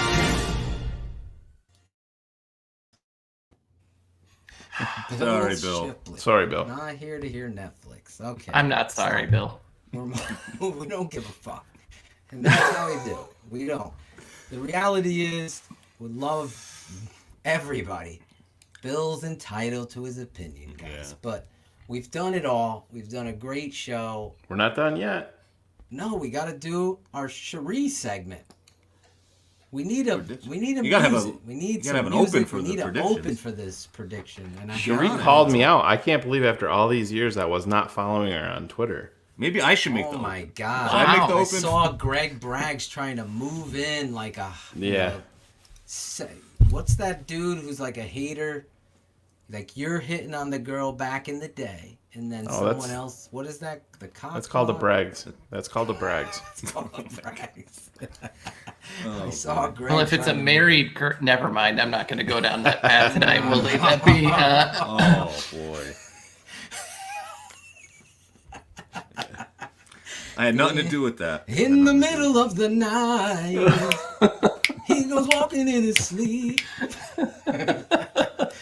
I'm not here for singing. All right, sorry. All right, we're gonna come up. Let me just get some music, Shane. You guys chit chat for a second. I'll put some music in the Cherie segment. The Cherie segment. prediction You gotta call it segment. that. You gotta in the open. You gotta. Prediction segment. There she is. Yeah, I've given her that title. Yeah. Hip. Let me get a night. Let's get some Biggie on here for tonight's East Coast. Cherie. Where's Cherie from? Do you guys know where Cherie's from? Is she from Yes, Chicago? she's from D.C., but she was born in Chicago. Nice. Word is she's moving to New York. Hey, Really? Stephanie Ottochian and I have invited her to. Why it says instrumental and now it's playing lyrics. It's all good, baby. They'll probably hit us on this anyway. Probably, yeah. Turn that off, dumbass. What? It's an instrumental. See? Just sing All over right. it, Phil. Then The they can't get Cherie mad. segment. I did write it. It's all Akeem song I'm producing. It was all Akeem.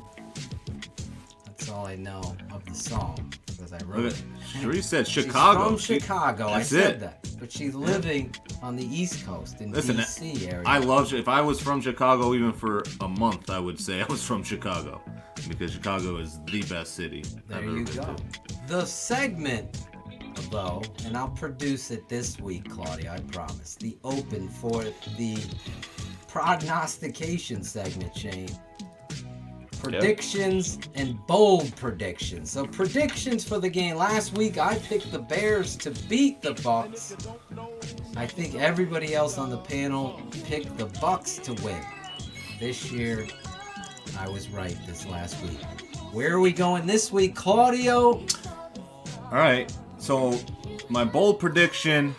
I mean, I got to get it right one of these weeks, but I think I'm gonna go with Montgomery. Finally getting 20 plus carries. Finally, maybe, please. Against a run defense that's suspect. And I'll even go, if he gets that 20 plus carries, he goes over 100 yards. That's my bold prediction. And I think we win this game, man. I think we win this game. I think we win it handily, actually. I think we take it to him. Our defense steps up. Foles steps up, and everything works. And we could, shut up the haters. Shut up these all these power rankings. We didn't bring up the power rankings people have us at. Oh my 16. God. I mean, they have. It's Keep ridiculous. them coming. Keep them coming. The low I know, ones. but it's just ridiculous. We love. Only one. I gotta give it up to CBS. CBS has us 9th right now. So I just don't know how you watch this team and overlook the defense in a league that, I mean, are you guys shocked as much as I am about the fact that Nick Foles has only had 3 practices? Yeah. And he's out there playing. I mean, that's what this league is because of COVID and everything. There's limited practices and all this stuff going on. I switched the beat because I know Shane was getting nervous with the biggie. Got a new beat. It's a free beat. Shane's the one that's got to deal with the. Shane's the one that's got to deal with the copyright infringement. You fucker. Well, I thought it was an instrumental. They don't really ding you on that, but my boy Max is starting to produce some beats, original beats for us at the Tape Never Lies Network. Shout out to Max, and he's working on that, so I'm going to incorporate some of these beats into the program, and this would be the perfect place for the segment. This isn't his beat. I can't find the beat that he produced right now, but here we go. So Claudio, good job there. What was the final score? Final score, I'm going to reverse one of my daughter's birthdays. I'm going to do 27-10 Bears. 27-10 Bears. So Dub Bears. Her birthday's coming up quick. 10-27, she's coming up. My other day before one's my a 19, daughter. one's a 27. Day before my daughter. Yep. Same age. Look at that. Yep. Cars. Bold prediction and a prediction. You guys in the chat also. I'll put you up there. Edwin, 31-10. Which, I mean, this is why Edwin and I are BFFs now, is that was going to be my prediction for the score. Really? Yeah, so I'm predicting 4 turnovers, 4 interceptions for the Bears this week. What? The reason, so here's my reasoning. Teddy loves to go deep, right? If you look at it, Robbie and DJ are getting some deep ball throws. I think you're going to see an engaged Eddie Jackson, who might actually see more than 0 targets this week. So I am predicting that they're going to take those deep ball throws, especially as it gets on later in the game, and they're down. So I'm looking at 4 interceptions this week for the Bears defense. That's Super Bowl. Wow. That's where I'm going, and like I said, 31-10 Bears. I think this is a statement game, and they're, after smelling blood in the water, they're not going to let Teddy Bridgewater be someone that runs all over them. Look at that. Like Cars is going in big balls now. Look at that. Oh, My boy Zach Bradley, who's also a Patreon, let me know today. Sent me a nice message, Zach. Really appreciate that. My DMs are open on Instagram and Facebook. You can DM me, ask a question. Remember, it's all about family and togetherness. That's our motto. Lady Bear throwing 100 yards, 27-15. Shane, are you with Lady Bear? What's your score? I'm actually very close to Cherie's prediction. You weren't following her on Twitter, so I don't know. I can't believe that. I think I must have been following her and unfollowed her somehow. I don't know. I'm sorry, Cherie. Twitter That's is on me. weird like Sorry? You're sorry? Yeah, you are. There it is. Wow, there it is. Cars is pointing it out. No, you know. Now get after Oh my Cars. god. Oh my god. Phil knows what that's from. Why do we say that? I don't want to get into that whole. Phil knows where that's from. But anyways, Phil never gets my joke with that, and I lost it. Oh my god, dude. What? Tell it. This is keeping it 100. No, I don't want to go down. Oh, come on. There's some paths we should not go down. Where do I live close to another country? Oh, yes. Correct. It's a stone's throw away. If you don't remember that, you don't remember I do remember. Okay, now that's I know. what it's from. But anyways, I thought back to that's your accent. No, listen. I'll get to my prediction. Mine is 28-13 Chicago. And in true Chicago Bears fashion, where we say that they should be able to run the football, and produce there, Nick Foles is going to have 4 touchdown passes. Damn. Oh my God. My boy gets one. What do you think? My boy gets one.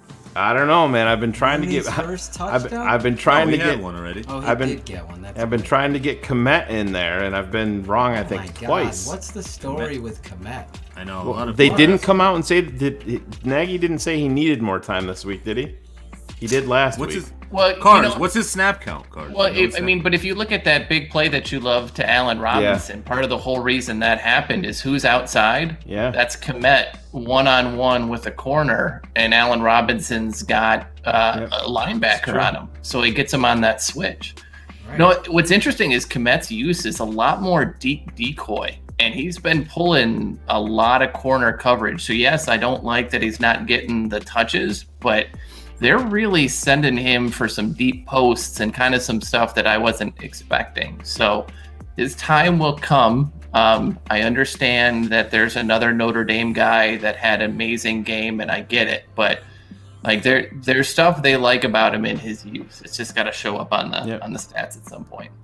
But yeah, so 28-13 Chicago. Nice. 4 tutties from BDN. Look at you. Last week, I predicted the Bears to win. I predicted Khalil Mack to have 3 sacks of Tom Brady in a strip. And the refs fucked me over. I would have been 100% right, Cars. You got Bogard. And I know he wasn't the ref, but that's what we're going to call him from now on. When the refs screw you over, you have been Bogard. That's a great segment. line. It's like you got mossed, but you got Bogard. Yeah. You got fucked over. Sounds like a segment. Great job. Sounds like a new segment. We'll bring on maybe one fan to announce that segment.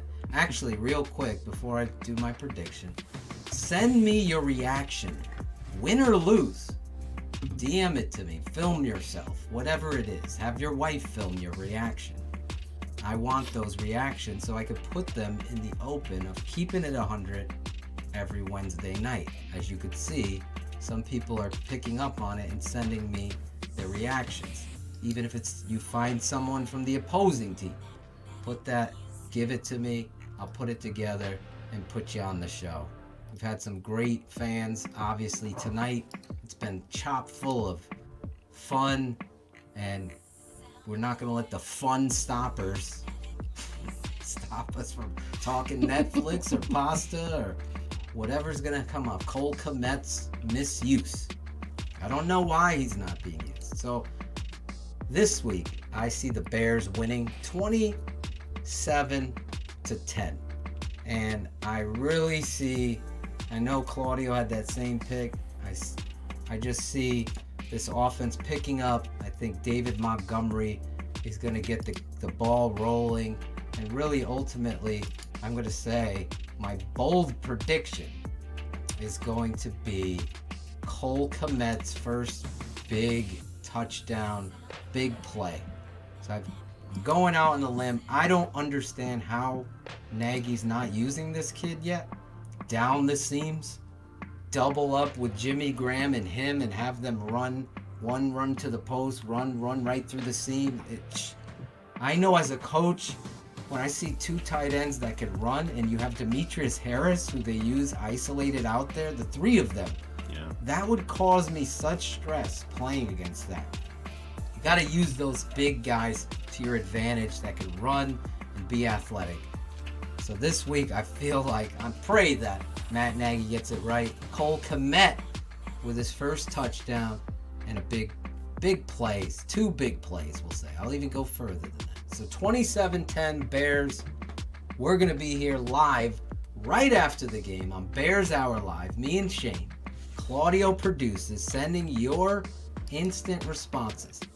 2 of you every week jump on the air. Bring that hype. Bring that passion, win or lose. Tell us you want. I've got people telling me during the week, Shane, that they want to come on the show, and then when the lights are on, they freeze up like you gotta Kate see it in the McNell. comments. I'm looking in the comments on BHL. So if you want to come on, you gotta put it in there. Say you got hype. Say I'm ready to come on. Let's go. Let's do this. And whoever catches my eye and says what needs something that catches me, and you're on. Just like that, easy. Rel's feeling this beat. I need you guys to feel this rhythm and this beat. Jump on the show. Right after the game. We'll be live, going at it, breaking it all down, then bring you on. It's very easy. Just have headphones and a smartphone or tablet or your computer, and and you'll be able to come on the air. We'll send you right there. Last thing, as we move to shout-outs, real quick on the business side, go over to the Patreon channel. We've had several people sign up tonight, right while we're doing the show. There's going to be plenty of information and stuff that we're going to get to you. We've waited this long because we wanted to get it all right. You could see some of the kinks even in my upload speed. I'm going to call Cox Communication tomorrow. Yeah, we've picked up 18 subscriptions since we've been on during the show tonight. If you want extra tape analysis, live tape analysis, extra shows, live shows, recorded shows that are going to be uploaded to you, podcast. Every show will become a podcast. We won't be at all upset if you guys want to push that to 250 before we get off the air tonight either. Not going to lie. Well, that's really generous of you, buddy. That's, My father is going to come on the network, X's with the O's, just breaking down the offensive line, defensive line, the inside workings, what Cars was talking about earlier. Those little things that you don't see are going to be broken down live. What I do on the Tape Never Lies, we're going to do it right there. So that's what it is. And there's so much more we're going to be doing. Zoom calls, Q&As, texts, private messages. Give you my cell phone number. Just don't text me after midnight. I'm usually asleep. But anyway, Shane, that brings us to your favorite part of the show, the end of the show. Although you've been hammering through this. Do you guys like this beat? Should I keep it through or should we go? I think I don't know, Swanky, are you asking how much Patreon is?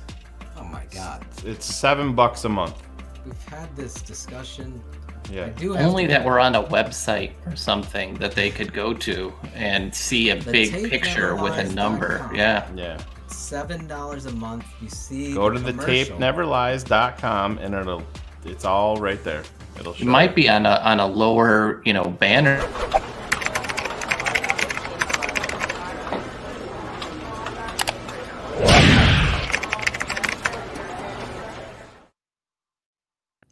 Look at that. We're no longer patronage. Slow down, Steven. He wants us to do a draft prospect evaluation show. Shane, you see that, Shane? No, don't put anything up. Jesus. I don't give a fuck that he smokes weed. They all smoke weed. Smoke weed every day. There you But go. Steven, yes, Steve, that is going to be a huge part of our off season where the Tape Never Lies portion of it will transition there. Cars is going to be on with us. We're all huge. Claudio, I'm not sure if you're a huge draft guy, but I know Phil and Cars and myself are huge. Yeah, that's our down position. We call it our grown man's Christmas. That's the way that we treat it. That's my our wife Christmas hates day. that day because she's like, wait a minute, there's not a game. Yeah, that's still happening. We did a 5-hour show during the second round live where we came from. So yeah, we're gonna have you covered for the off season, free agency, NFL draft, combine, Senior Bowl, everything. We're gonna have you guys. You guys are gonna learn about the draft right along with us, and you're not gonna be lacking for content with this network, guys. I promise you. The $7, it's gonna be a smart investment. Coverage for the Bears out there, bar none. I can guarantee that. I know these two guys and how they analyze prospects, and I know myself, and we won't agree on all of them. Swanky's outing himself again here. He's got to get rid of Netflix. Well, go run over to your other network, Swanky, and talk to your boy, and you can fuck each other. How's that? Enjoy your day. Steal your mom's when she's making you meatloaf. It'll be fine, and we'll just go. Swanky continues to out himself and his boy, so enjoy your evening, Swanky. Oh boy, I don't know what happened there, but everything. You know where the Netflix comment comes from, Phil. Oh, now he outed himself. He was double dipping. He's good at that. Okay, well, Don't put swanky. So much anger. Let's go. Let's do the happy part. Yes. Let's do some shout outs here. Let's do it. Shane, we always start with our guest, Claudio. Do you have anybody to shout out? I'm prepared again, I think. Let's see. Well, I already shouted out my wife. I do that every week. My kids. I'm going to shout out, obviously, Phil. We grew up with this kid, Phil Pia. I don't know if he's listening, but this dude, he's not a Bear fan. He's a Jet fan. But he's one of the funniest dudes you'll ever meet. He's a great dude. I had him in the chair. I cut his hair today. And, he's just an awesome guy. So I just want to put that out there. There was 2 Phils on the block. There was. We lived in a dead end. I lived in a dead end with 2 Phils. And then, a bunch of other people that were all football fans. They all made fun of me because I played soccer. But it's all right. It was fun. It was fun growing up. So, anyways, Pia, now some of these fans that I saw, some of the comments I saw that popped out to me, Ray Perez, Alan Bratcher. I gotta shout out Claudio Funchal, just because his name's all in the name. Portuguese. Doesn't matter what he said, it's just his name is Claudio. It's actually pronounced Claudio. Jeffrey Burton, Hugo Munez, Zito Esposito. That's got a good name. Zito Esposito. We had a Dino Foligno on the team at Hofstra. Dino Foligno. That's a great name. Like that. Edwin Lopez, and last but not least, CJ German. Oh, look at that, CJ. Nice job, German. guys. You guys had some good comments. That's why I'm shouting you out. All right. Love it. Love the comments. Love the vibe. Swanky, I'll address this right now. Your Netflix comment, I didn't misquote you, and that's not what I said the way that you're taking it. I'm saying I know where the Netflix comment comes from, and you can play stupid all you want. I know your game. So I didn't say you were made of money. I never made that comment. So you're a sleuth. Keep your comments to yourself. I'm smarter than you. I know your game. Got the magnifying glass. You're a sleuth. Smartest man is throwing down during shout-outs. Oh, you want to play? I'll fucking... strong listeners are wondering... I already killed him once on there. I got no problem doing it again. Well, good stuff going All on. right. Edwin Lopez thanking you, Claudio, for the shout-out. Yes. Cars. Yes, Edwin. You have some shout-outs. Absolutely. Edwin, especially since it appears he and I are going to have our own podcast, The Nerd and the Brute. Really looking forward to hearing about what that's going to mean. Let me think. No, I mean, it's been a lot of fun. I wanted to shout out my wife as well, who's actually puts the kids to bed and allows me to skip out on parental duties so I can come in and nerd out for a while.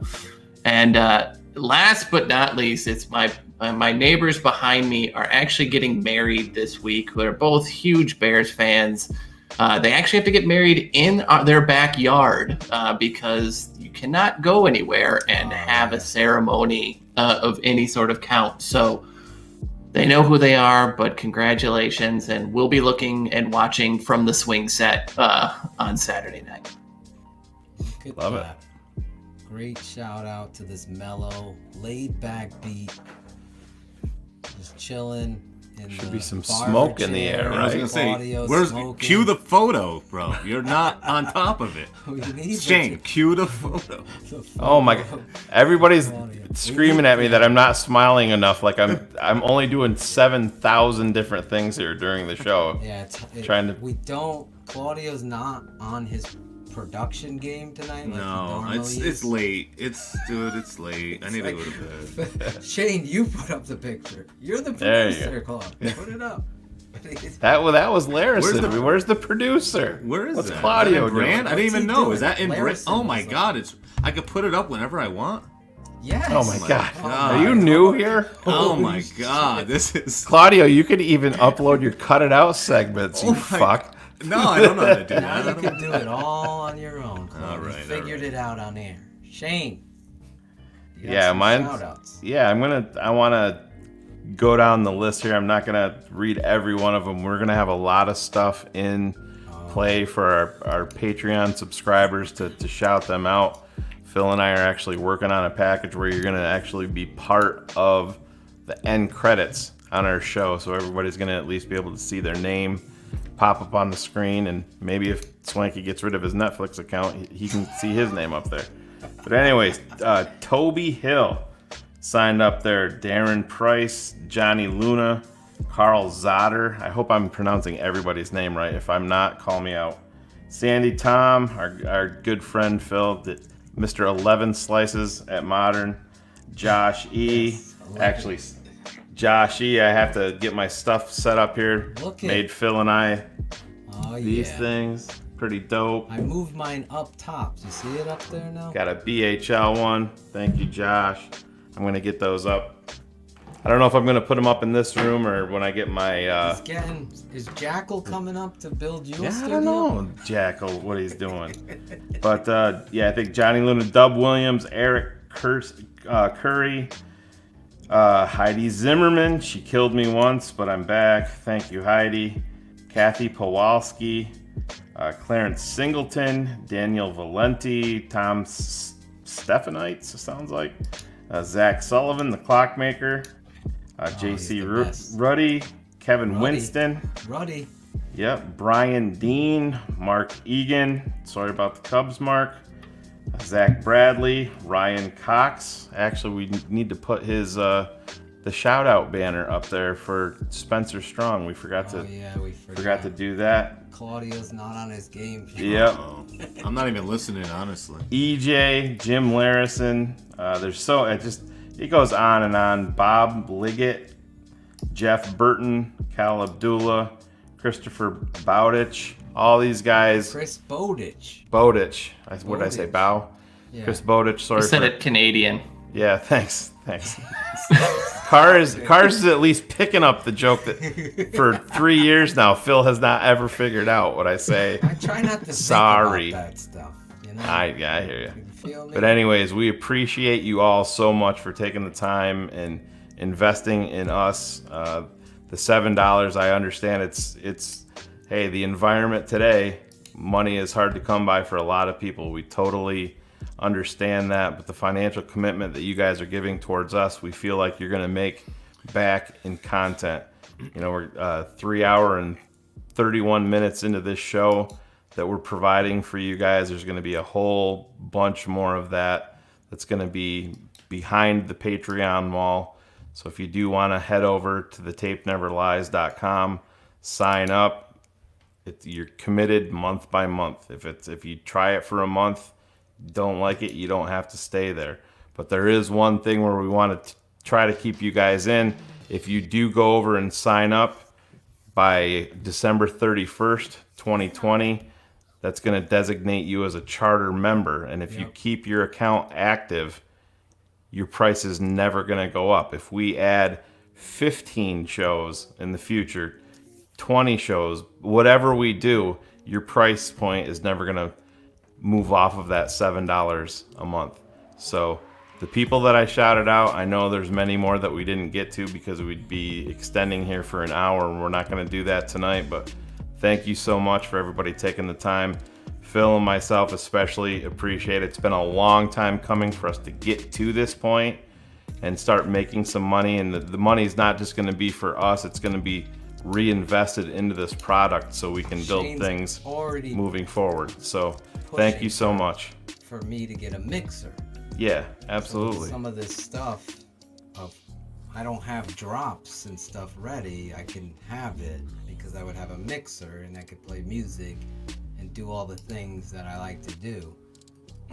That's one of the costs. Lauren said he'd pay $8. You can. You don't have to pay $7. We have, believe it or not, we have people that have paid $20. We have people that have paid $10. Been so generous. They've been up to $10. My boy EJ Jones. Yeah. He's like, fuck anybody. They can kick rocks. I'm quote paraphrasing him, Cars. If they are gonna hate on you guys, the amount of creativity and time and energy, no one should hate on somebody that's trying to make a little extra. So, of course, you could pay $1,000 like me to get on the show too. You could do that. Yeah. How do you think he got on the show? How do you think? I will obviously sorry to cut you off, Shane. But yeah, people have been so kind, so generous. I'm going to run down a few names, as I always do, that have been so. Josh E. sending me that stuff. Bill Maher. Trey Pugsley signing up tonight in the middle of the show, sending me a DM saying, I'm in, bro. Love it. Love you guys. Keith Oram from the Midwest. Meet Umar Rashid. Lauren Rashima. He just signed up literally tonight. I hope Yoshimori. Wade Vaughn. Josiah Luby. Randy Rangel. Brandon Peslak. Michael Davidson. You saw my boy Bullets from Breaking 2, the Electric Boogaloo. Dan Norforitis. Cardin Qualls. I'm freaking fighting fights for Cardin Qualls with my Tape Never Lies work. Brett Maly for coming on tonight. Rel Remy. I saw him in the chat. There's not a classier friend and human being than Rel. Dan Norforitis. Johnny Necrone. You know Johnny, Claudio, always fire. He's in the open. Great dude. Steve, Jeremy Plashinsky handling the Facebook side. Heather and Chris Sandlin for their promo, for what they're doing with Swag Shop. Ace, aka Alex Acevedo. Adam Lubitz. I hope I said your name. Clarence Harris. John Zach Logan. Sullivan, tweet that out. You'll get tweet of the week next week. Great. I'm like, Ed Loya.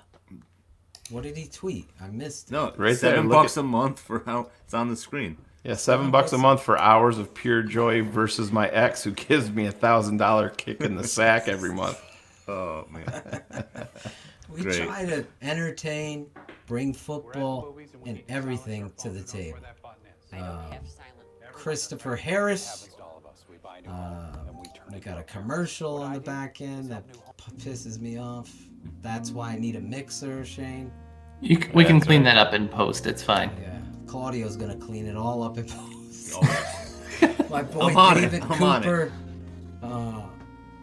Bear Els, Enrique Rivera, River Phoenix, Jacob Pavel, Ryan Streaker, Sony Parrish, my boy. I always see Sony commenting on the YouTube channel. Rusty Hartman, Wesley Atwell, Matt Baird. All of these guys have signed up via patronage and have shown me that my wife, yes, I'm going to admit it, was right. It's been a long time coming. I'm sorry if that offends people, but really, I think the product speaks for itself. We are going to work our asses off. Greg Bondi, Gary Katz, Alyssa Workman, Todd, my boy Rucker, Michael Mayo, Vince, my boy Vince, Michael Boone, Ryan Roth, Eric Bailey, Miles S., my boy, Brian Sarna, John Westwater, Christopher Harris, Bear Els, I just said him twice. So there you go. Zach Mayer, Roger Simon, Percy Moss, obviously Cherie with her own segment now. Donald Edwards, Haynes Osterwalder. How about my boy from Greece, Kostos from Greece? You guys, there's so many people to thank. Shane already gave me that subtle, don't throw everyone's name out there, so that's what I'm gonna say. Turbo and Ozone in the house. You guys, let me just look real quick on my... real quick, Phil. Real quick. Clarence Singleton, you said Heidi, Leon Moses, Brandon Livingston, Jamari Riddick. Those guys go out of their way to share our work and share it with everybody. Those types of people that do that. Andrew Brown. This guy's a semi-pro wrestler. Shane, he's putting the Tape Never Lies on his wrestling trunks. Yeah, I saw He's going to hand out flyers because he's like, listen, I wrestle in Indiana and people love the Bears. I want you guys to be known like you should. You've given me hours and hours of enjoyment, and I'm just quoting him. Chubbs, 82, Kev, Starco, John Centeno, who he freaking signed up via the show, right when Paul Rogers from England, Serg Orts. This dude is one of the biggest supporters of us and what we do. Guys, all I ask is to take the time out, handle, share, and let people know about the product that you love. I don't know if that's too much. My boy Sinclair Fosvik, Ralphie, who was in here, Devin Height, you saw him, Otis Nichols, how could I forget you, Kevin Winston, I'm sorry, Cars, Daniel Valenti, Tino Martinez, David Winter, John Gray has been in here. I just don't throw names. Last one though, Christopher Schubert. He went on a full-fledged tech search, Cars, to get the Tape Never Lies that have been deleted, to find them in the back alleys of the dark web. He's the Indiana Jones of... Yes, he's the Indiana Jones of... of... shout him out. And he has found one, at least, from the past. Hey, we'll take one. If we better than none. One is better than none. Hey. So $7, tapeneverlies.com. It's going to be plenty more shout outs. I love you guys all. Great show tonight. Shane, Cars, any final thoughts before we bid a farewell tonight? I don't give a fuck that he smokes weed. They all smoke weed. Smoke weed every day. No? Never gets old. That end Listen, does it for me. If that makes people smile, put it up there, bro. Love it. We love you guys. See you Sunday. Bears Hour Live.